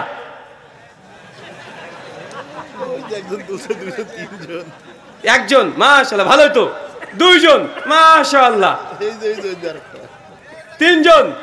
যারা যারা বিয়ে করতে চান কিন্তু আব্বা মা দেয় না, বলে তুই এখন নিজের পায়ে দাঁড়ালি না আর তুই এখন বিয়ে করবি। ভাই, এমন সমস্যা আছে না নাই? আছে না ভাইজান? আচ্ছা, যে যে বিয়ে করতে চান শুধু কিন্তু আব্বা মা দেয় না, তারা একবার হাত তুলে দেখান তো দেখি। কি রে ভাই, এই 7-8 জন। মানে যারা এখনো বিয়ে করেন তারা বিয়ের যোগ্যতা অর্জন করতে পারেননি। আর বাপ মাকে বলি, যারা বলে যে ছেলে আমার কিছু রোজগার করে না, ইনকাম করে না, ছেলে বউকে কি খাওয়াবে, এর ধারণা সম্পূর্ণ ভুল। কেননা যারা বিয়ে করেছেন তাদের কাছে একটা প্রশ্ন, যারা বিয়ে করেছেন তাদের কাছে প্রশ্ন, বিয়ের আগে আপনি যে রোজগার করতেন, যে টাকা পয়সা উপার্জন করতেন, বিয়ের আগে বেশি না বিয়ের পরে বেশি? বিয়ের পরে রিজিক বেড়েছে কি বাড়ে নাই? বেড়েছে না ভাইজান? এমন একজন মানুষ দেখান যে বিয়ের পরে রিজিক কমে গেছে, যা ইনকাম করে করতো আগে পরে কমে গেছে, এমন কোন মানুষ আছে? এমন একটা মানুষও পাবেন না। দেন ওই ছেলেটা কোনো রোজগারই করতো না, বিয়ের পরে সে রীতিমতো কাজ করতে শুরু করে দিয়েছে, সে বউকে পুরো যা প্রয়োজন তা কিনে দিচ্ছে, শ্বশুর শাশুড়ি বাপ মা সবাইকে দিচ্ছে। বিয়ে এটা বরকত, বিয়ে করলেই ইনশাল্লাহ ইনশাল্লাহ রিজিকের মালিক আল্লাহ, আল্লাহ রিজিক দিয়ে দিবে, এটা আপনাকে চিন্তা করতে হবে না। কিন্তু আমরা যখনই দেখেন এই বিয়েটাকে আমরা এখন লেট করেছি কি করি নাই? হ্যাঁ, বিয়েটাকে লেট করে দিয়েছি না ভাইজান? নবীর সুন্নাত যখন তোমার প্রয়োজন হয় বিয়ে করে নাও। বিয়ের কোনো নির্দিষ্ট কোনো বয়স নেই, বিয়ের কোনো নির্দিষ্ট বয়স নেই। কারণ যদি 12 বছরে যদি মনে হয় যে না, যে আমার বিয়ে করার প্রয়োজন নচেত আমি গোমরাই মধ্যে চলে যাচ্ছি, ব্যভিচারে যুক্ত হয়ে যাচ্ছি, সে 12 বছরে যদি মনে করে যে বিয়ে প্রয়োজন, ও 12 বছরের ম্যাচুরিটি হয়ে গেছে, ওর বিয়ে করাটা জরুরি। কিন্তু আমরা চাকরির পেছনে ছুটে ছুটে ছুটে ছুটে 25 বছর 28 বছর পার হয়ে যাচ্ছি, তারপরে মেয়ের বিয়ে দিচ্ছি। এখন মেয়ের বিয়ে দিচ্ছি 28 বছরের মেয়ে আর 40-42 বছরের লোকটা টাকলা ভুড়িওয়ালা ওর সঙ্গে। এখন এই 42 বছরের বুড়া কি করবে ওর সঙ্গে? হ্যাঁ, কি করবে বলে? কিচ্ছু করতে পারবে? একজনের কেবল দেখাচ্ছে সকালবেলা সূর্য উঠছে, তেজস্বী সূর্য একদম, আর একজনে ভোর হয়ে একদম বিকাল হয়ে গেছে, সন্ধ্যা লেগে গেছে, কি করবে? তখন ওই মেয়েটা কি দেখছে যে না, স্বামীর মতো গাড়ি বাড়ি সবই আছে, দামি খাট আছে, স্বামী নাই, কোনো একজনকে নিয়ে চলে এসেছে, খাট ব্যবহার হচ্ছে, গাড়ি আছে কিন্তু গাড়িতে চলে যাচ্ছে বড় বড় শহরে, বয়ফ্রেন্ডের সঙ্গে সময় কাটাচ্ছে, কারণ তার জৈবিক চাহিদা আছে। আল্লাহ সুবহানাহু ওয়া তাআলা তুমি বোঝার তৌফিক দান করে, সকলে বলি আমিন আমিন। ঠিক আছে, এই কথাগুলো আপনাকে জাস্ট এতটাই বললাম, যেখানেই নবীর সুন্নাতের বিরুদ্ধাচরণ করবেন ওখানে গজব আসবে। যেখানেই বিবাহ পারিবারিক জীবনে দেখেন সুন্নাত উঠে গেছে, এখন অধিকাংশ এখন বাংলাদেশে কমপক্ষে প্রতিদিন না হলেও, কিছুদিন আগে রিপোর্ট দেখছিলাম ইনকিলাব পত্রিকাতে বলছে যে প্রতিদিন বাংলাদেশে কমপক্ষে 10টা করে তালাক হচ্ছে। কয়টা করে? কথা বলেন, 10টা করে। কেন? বিয়ের মধ্যে নবীর যে আদর্শ একটাও নেই। এমন কোনো বিয়ে হচ্ছে না যেখানে ডিজে গান বাজছে না, ডিজে বাজে গান করে বিবাহ করছে। ভাই, সংসারে বরকত থাকবে?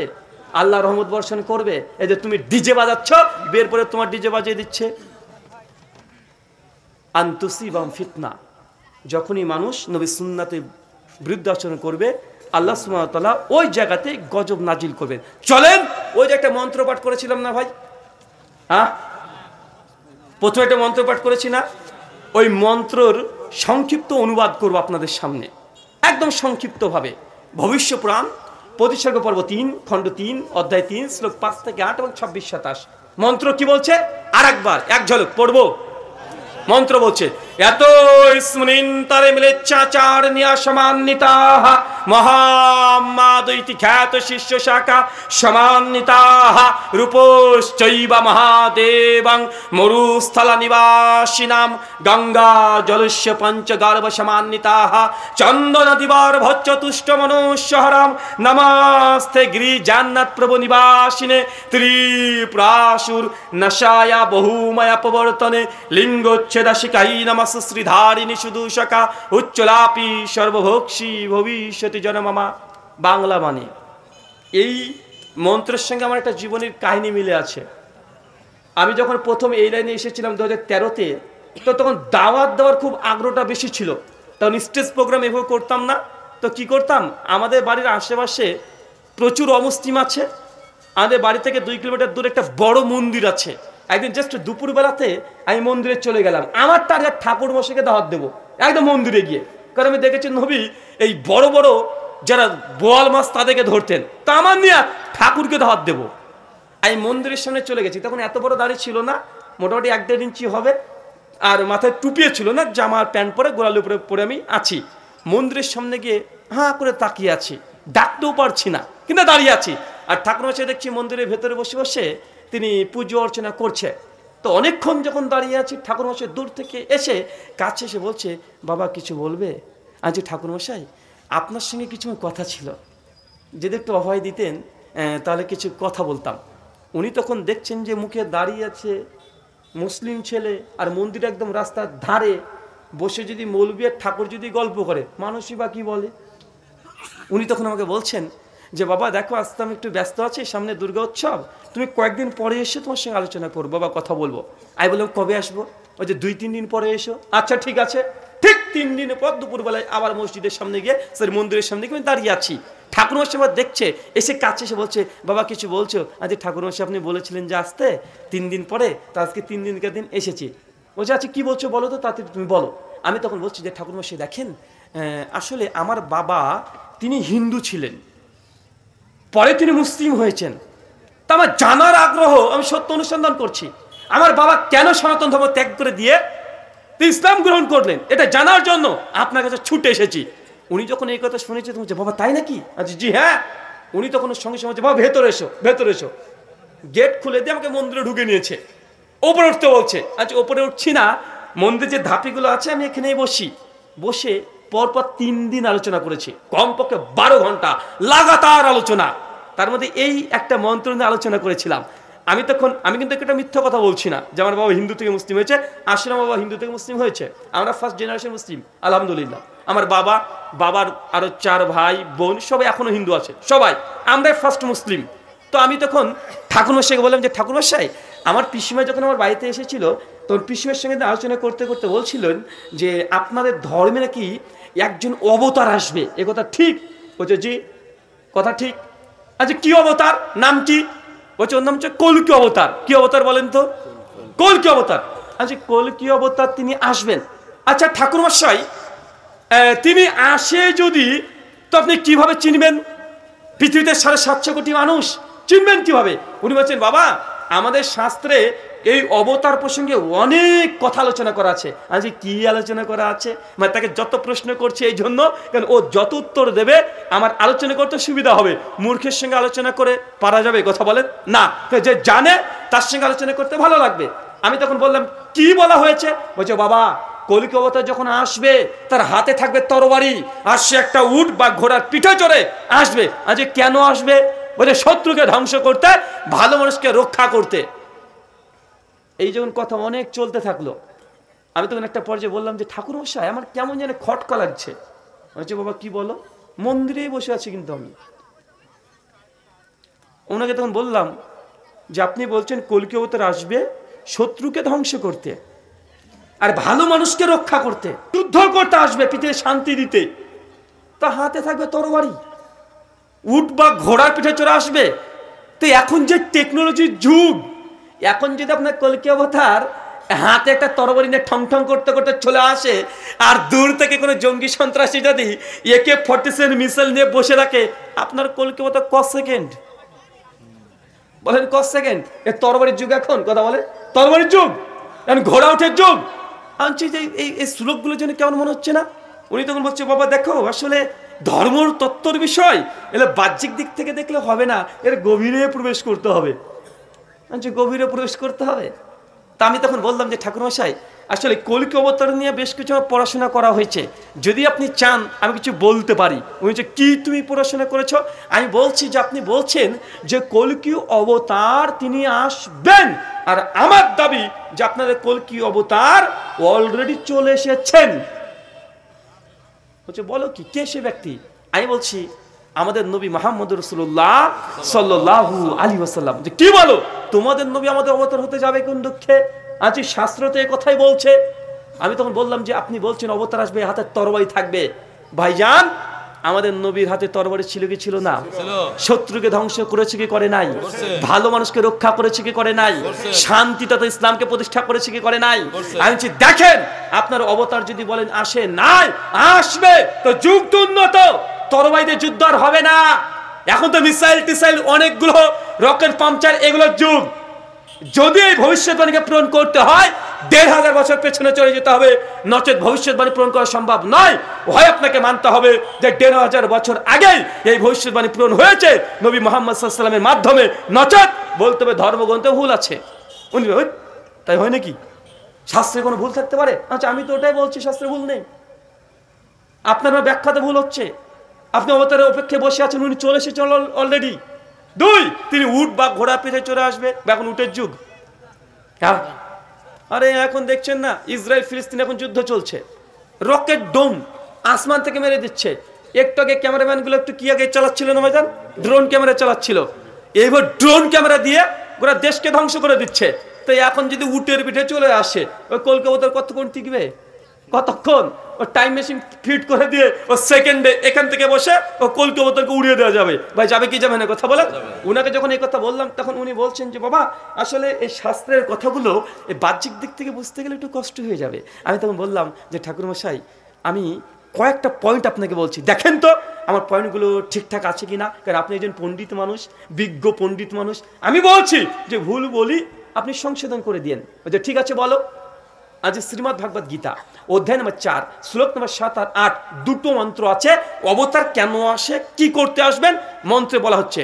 কি বলা হচ্ছে দেখেন, ইয়াদা ইয়াদা হি ধর্মস্যে গ্লানির্ভাবতি ভারতা অভ্যুত্থানম ধর্মস্যে তদাত্মানং সৃজামিহং পরিত্রাণায় সাধূনাং বিনাশায় দুষ্কৃতম ধর্ম সংস্থাপনার্থায় সম্ভাবমি যুগে যুগে।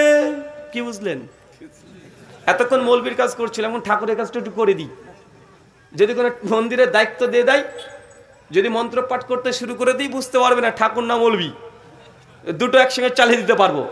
মন্ত্র বলছে ইয়াদা ইয়াদা হি ধর্মস্যে, যখন ধর্মের মধ্যে অধর্ম নেমে আসে, মানুষ পাপ, অন্যায়, অত্যাচার, রাহাজানি, চিন্তায় এগুলো করতে শুরু করে দেয়, ইয়াদা ইয়াদা হি ধর্মস্যে গ্লানির্ভাবতি ভারতা অভ্যুত্থানম ধর্মস্যে তদা আত্মানাম সৃজামিহং। ওই সময় স্বয়ং স্রষ্টা এই দুনিয়াতে একটা অবতার পাঠাই, তার আত্মা নাম, ওই একজন আত্মাকে পাঠায়, মানে মানুষ পাঠায়। কেন? পরিত্রাণায় সাধূনাং, ভালো মানুষকে রক্ষা করতে, সাধুদেরকে রক্ষা করতে, বিনাশায় দুষ্কৃতম, আর খারাপ রাক্ষস হবে মানুষকে, ইবলিশকে ধ্বংস করতে, সম্ভাবমি যুগে যুগে, ঈশ্বর প্রত্যেক যুগে এমন অবতার তথা আত্মা মানুষ আমাদের ভাষায় নবী প্রেরণ করেন।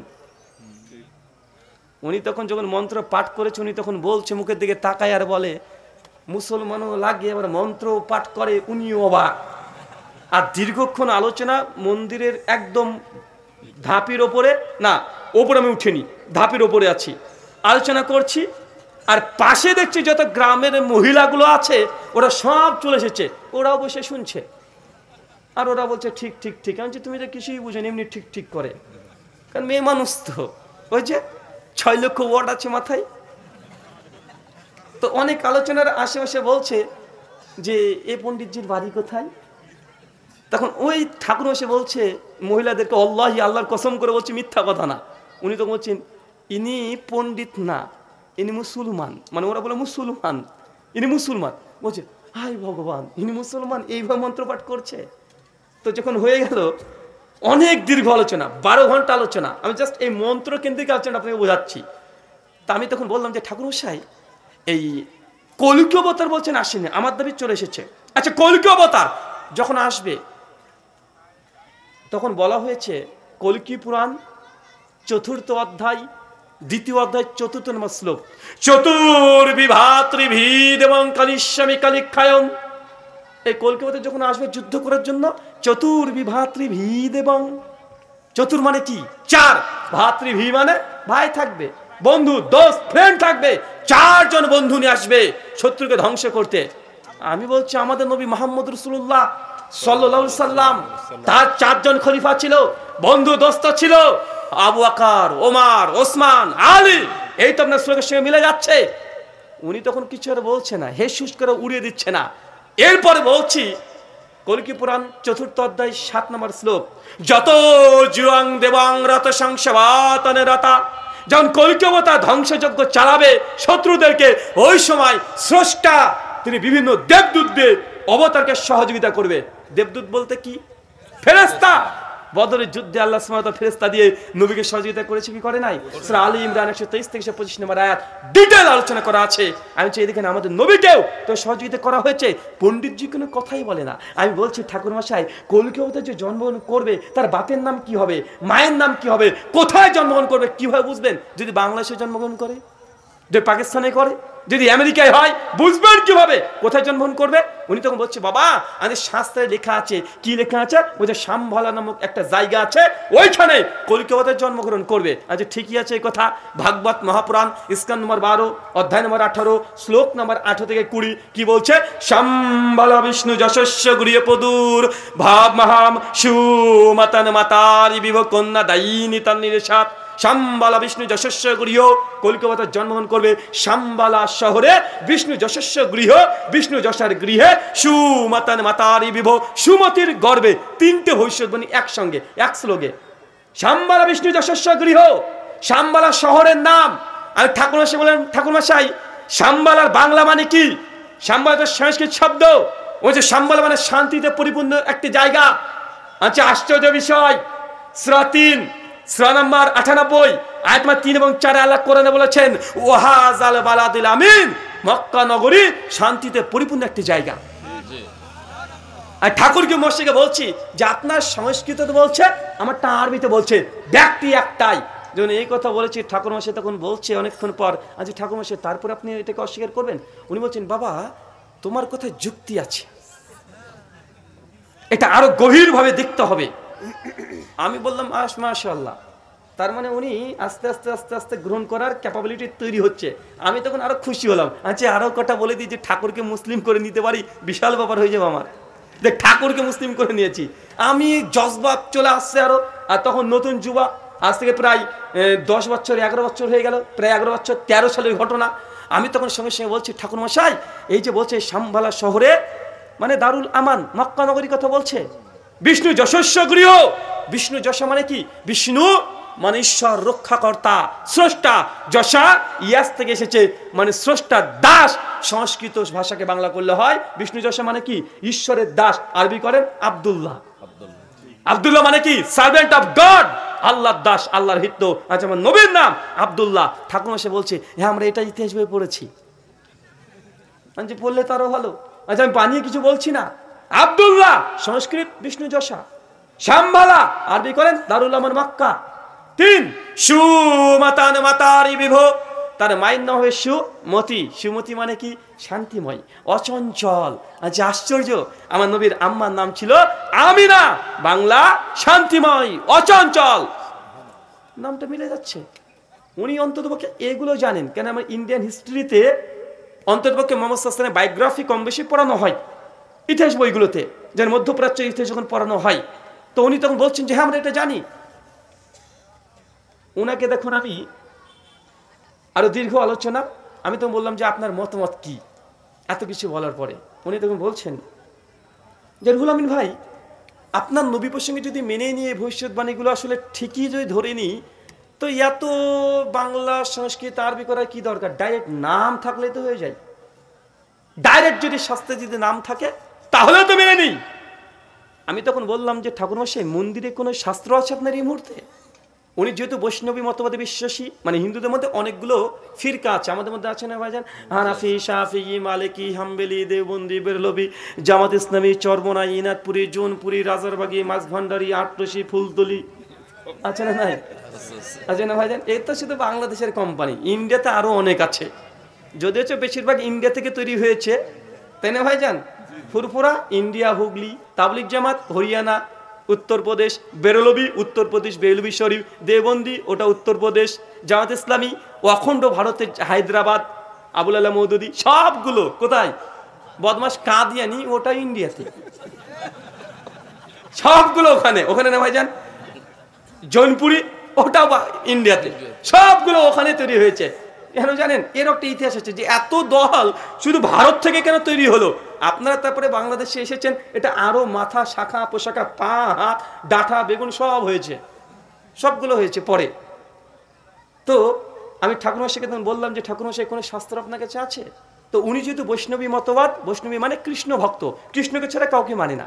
যারা শৈবা আসলে শিবকে মানে, কালীকে মানে, এই দুজনকে, যে শাক্ত আছে তারা হচ্ছে গণেশকে ভগবান মনে করে। যারা কৃষ্ণ ভক্ত তারা শিবকে ভগবান মানে না। কথা বুঝতে পারছেন? এগুলো ওদের ফিরকার মধ্যে, ওগুলো আপনারা বুঝতে পারবেন না, ওটা আলাদা বিষয়। তো উনি যেহেতু কৃষ্ণ ভক্ত, আর বৈষ্ণবীদের কাছে ভাগবত মহাপুরাণ, শ্রীমদ্ ভাগবত গীতা, চৈতন্য চরিত্রামৃত, চৈতন্য ভাগবত, এগুলো হচ্ছে মূল শাস্ত্র।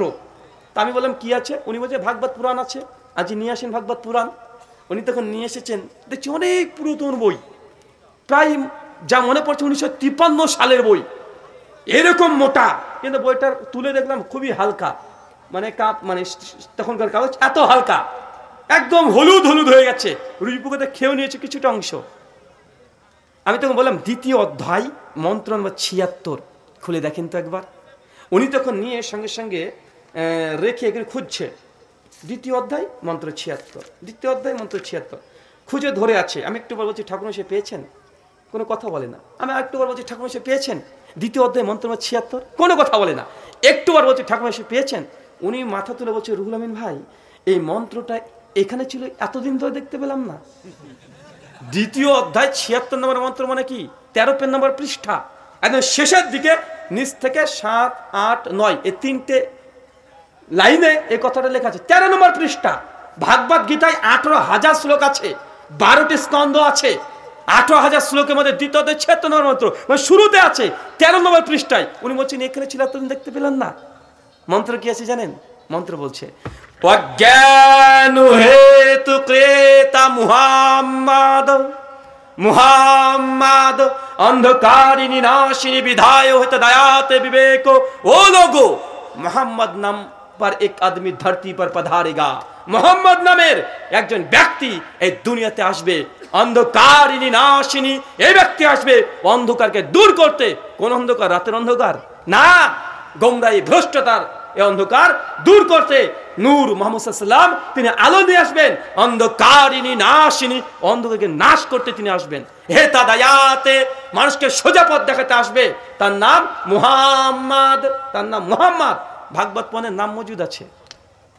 যখন দেখিয়ে দিলাম, উনি আর কিছু কথা বলে না। আমি তখন সেদিন চলে আসলাম, কিছুক্ষণ পরে আজান হলো আসরের সালাতে, আমি বেরিয়ে চলে আসলাম। দেখি আমাকে আর ফোন করে না, মাঝে ফোন করতো। 1-2 সপ্তাহ পার হয়ে গেলে আমি ফোন করলাম, বললাম পণ্ডিতজি কিছু কথা বলতে চাই, আরেকদিন সাক্ষাৎ করতে চাই। উনি তখন বলছে, রুহুল আমিন ভাই একটা কথা বলে কিছু মনে করবেন না? বলছে জি বলেন। উনি বলছে দেখুন, আপনি আমাদের মন্দিরে আর আসিয়েন না। আমি অবাক হয়ে বললাম যে পণ্ডিতজি আমার কাছে কি আপনি কষ্ট পেয়েছেন? আমার কোনো ভুল হয়েছে? যদি কষ্ট পেয়ে থাকেন আমার কথাই, যদি অনুভূতিতে আঘাত পেয়ে থাকেন আমি ক্ষমা চাচ্ছি। বলছি আসলে তা নয়, আসলে তুমি যখন তোমার শাস্ত্রগুলো আমাকে বলো, তোমার কোরআন মুহাম্মদ এগুলো যখন বলো, তখন আমার মনে হয় তোমার ধর্মটা ঠিক, আর আমি যে ধর্মটা পালন করি মনে হয় এটা আমার ভুল ধর্ম পালন করছি। তা আমার মধ্যে তুমি সংশয় কাজ করতে শুরু করে, তাই তুমি বাবা আর মন্দিরে এসো না। আমি তখন মন্দির ঠাকুরমশাই আলহামদুলিল্লাহ ফাযাক্কির ইন্নামা আনতা মুযাক্কির লাস্তা বিমুসাইতির, আল্লাহ বলে দিয়েছেন আমাদের কাজ সত্য প্রচার করা। কুলিল হাক্কু মির রাব্বিকুম ফামান শাআ, বলো হক সত্য এসেছে আল্লাহর পক্ষ থেকে, যার ইচ্ছা গ্রহণ করবে, যার ইচ্ছা বর্জন করে দিবে। আপনি এই সত্য বুঝতে পেরেছেন, আমার যথেষ্ট জোর করে ইসলাম গ্রহণ করা ইসলামেও জায়েজ নাই। লা ইকরাহা ফিদ্দিন, দিন ইসলাম নিয়ে কোনো জবরদস্তি নেই। সূরা বাকারা 256 নম্বর আয়াত, লাকুম দীনুকুম ওয়ালিয়া দিন, তুমি তোমার কর্মফল পাবে, আমি আমার কর্মফল পাবো। সূরা কাফিরুন আয়াত নম্বর 6 এবং 7। তখন থেকে ফোনটা রেখেছি, আজ পর্যন্ত আর কোনো কথা হয়নি। তবে রাস্তাতে যখন যাই, এখন আর দেখা হয় না, সম্ভবত এখন মন্দিরে আর নেই তিনি, হয়তোবা প্রায় 2 বছর তারপরে মানে মন্দিরে ছিল। তো তারপরে মাঝে মাঝে রাস্তাতে দেখা হলে দূর থেকে আমি তখন ঠাকুরমশাইকে দেখলাম, ঠাকুরমশাই পণ্ডিতজি কেমন আছেন? উনি দেখো তুমি তখন বলে জয় শ্রীরাম, জয় শ্রীকৃষ্ণ, অতটুকুই শেষ দূর থেকে। আমি কিন্তু মনে মনে ভাবতাম যে ঠাকুরমশাইকে মন্দিরে গিয়ে এইভাবে দাওয়াত দিলাম, ও বেচারা কিন্তু একদম রেগে গিয়ে আমাকে মন্দির থেকে বের করে দেয়নি, রেগেও যায়নি, গরমও করেনি। কিন্তু হুজুরকে যদি একবার বলেছি, হুজুর মিলাদ পড়া বেদাত, পড়া যাবে না, আমি যদি বেদাত বলে আমার দাঁত হয়তো একটাও থাকবে না। বাসা না কথা বলেন। আমি অন্তত হিন্দু হলেও পণ্ডিতজি তাদের মধ্যে একটা সহনশীলতা যতটা দেখা যায়, আমার মতো হুজুরের মধ্যে ততটা দেখা যায় না। ওকে বলেছি, ও কিন্তু বিষয়টাকে বোঝার চেষ্টা করেছে, মানেনি ভিন্ন বিষয়। কিন্তু আমাদের হুজুরদের একটু 19-20 হয়ে গেলে এমন গরম হয়ে যায়, মনে দাঁত মুখে একটাও রাখবে না। বেদাত মানে আমার আমলকে বেদাত, তোরই বেদাত, তোর দাঁতকে বেদাত করে দেবো, মানে একটাও দাঁত রাখবে না। আল্লাহ সুবহানাহু ওয়া তাআলা তুমি বোঝার তৌফিক দান করো, আমিন। আল্লাহ সুবহানাহু ওয়া তাআলা গোটা বিশ্ব জগতে মুহাম্মদ রাসূলুল্লাহ সাল্লাল্লাহু আলাইহি ওয়াসাল্লামের আনুগত্য অনুসরণ করার তৌফিক দান করে, সকলে বলি আমিন। আমার এই বিষয়ে পরে একটা ডিবেট আছে, 2টা ডিবেট আছে, আর হিন্দুদের সঙ্গে ডিবেট আছে। ইউটিউবে যান, ব্রাদার রাহুল হোসেন ভার্সেস রনিন দাস, কলকি অবতার মোহাম্মদ সাহেব, একজন হিন্দু পণ্ডিতের সঙ্গে প্রায় 3 ঘন্টার আলোচনা আছে। আমি প্রমাণ করেছি যে হিন্দু ধর্মেও মুহাম্মদ সাল্লাল্লাহু আলাইহি ভবিষ্যৎবাণী আছে। আর একটা আমার ডিবেট আছে কলকাতাতে একটা গির্জায় খ্রিস্টানদের সঙ্গে, pastor Partha Dasgupta versus brother Rahul Hossain, prophet Muhammad সাল্লাল্লাহু আলাইহি ওয়াসাল্লাম প্রফেসি ইন হোলি বাইবেল, এটা লিখলে 3 ঘন্টার ডিবেট পেয়ে যাবেন আমার খ্রিস্টানদের ধর্মগ্রন্থে। খ্রিস্টানদের সঙ্গে প্রমাণ করেছি আমাদের নবীর কথা তাদের শাস্ত্রে আছে, যদি জান্নাত যেতে চাই একজনের আনুগত্য কার? কথা বলেন, কার? মুহাম্মদ রাসূলুল্লাহ সাল্লাল্লাহু আলাইহি ওয়াসাল্লাম। আল্লাহ সুবহানাহু ওয়া তাআলা তৌফিক দান করো, আমিন। আল্লাহ আমাদের মধ্যে যারা অসুস্থ আছে তুমি তাদেরকে শিফা দান করো, সকলে পড়ি আমিন। আমার লেখা অনেকগুলো বই আছে, এ বইটা হচ্ছে বড়দিনের উপহার। যারা খ্রিস্ট ধর্ম সম্পর্কে জানতে চাচ্ছেন, খ্রিস্টানদের সঙ্গে ডিবেট বিতর্ক আলোচনা করতে চাচ্ছেন, তুলনামূলক ধর্মতত্ত্ব নিয়ে পড়াশোনা করতে চাচ্ছেন, তাদের জন্য উপকারী বই বড়দিনের উপহার। আরও বই আছে, এই যে আহলে হাদিস সানাফি নিয়ে মারামারি সবসময়, একটা বই লেখা আছে আহলে সানাফি দ্বন্দ্ব নিরসন। আরও বই আছে ট্রান্সজেন্ডার, বাংলাদেশে চলছে ট্রান্সজেন্ডার নিয়ে, গত বছর আমি বই বের করে ফেলেছিলাম আলহামদুলিল্লাহ। আরও আছে মৃত ব্যক্তির জন্য জীবিতদের করণীয় বর্জনীয়, অনেকগুলো বই আছে। যারা চান গাড়ি থেকে নিতে পারবেন। আল্লাহ সুবহানাহু ওয়া তাআলা আমাদের প্রত্যেককে কথাগুলো শুনে আমল করার তৌফিক দান করো, আমিন।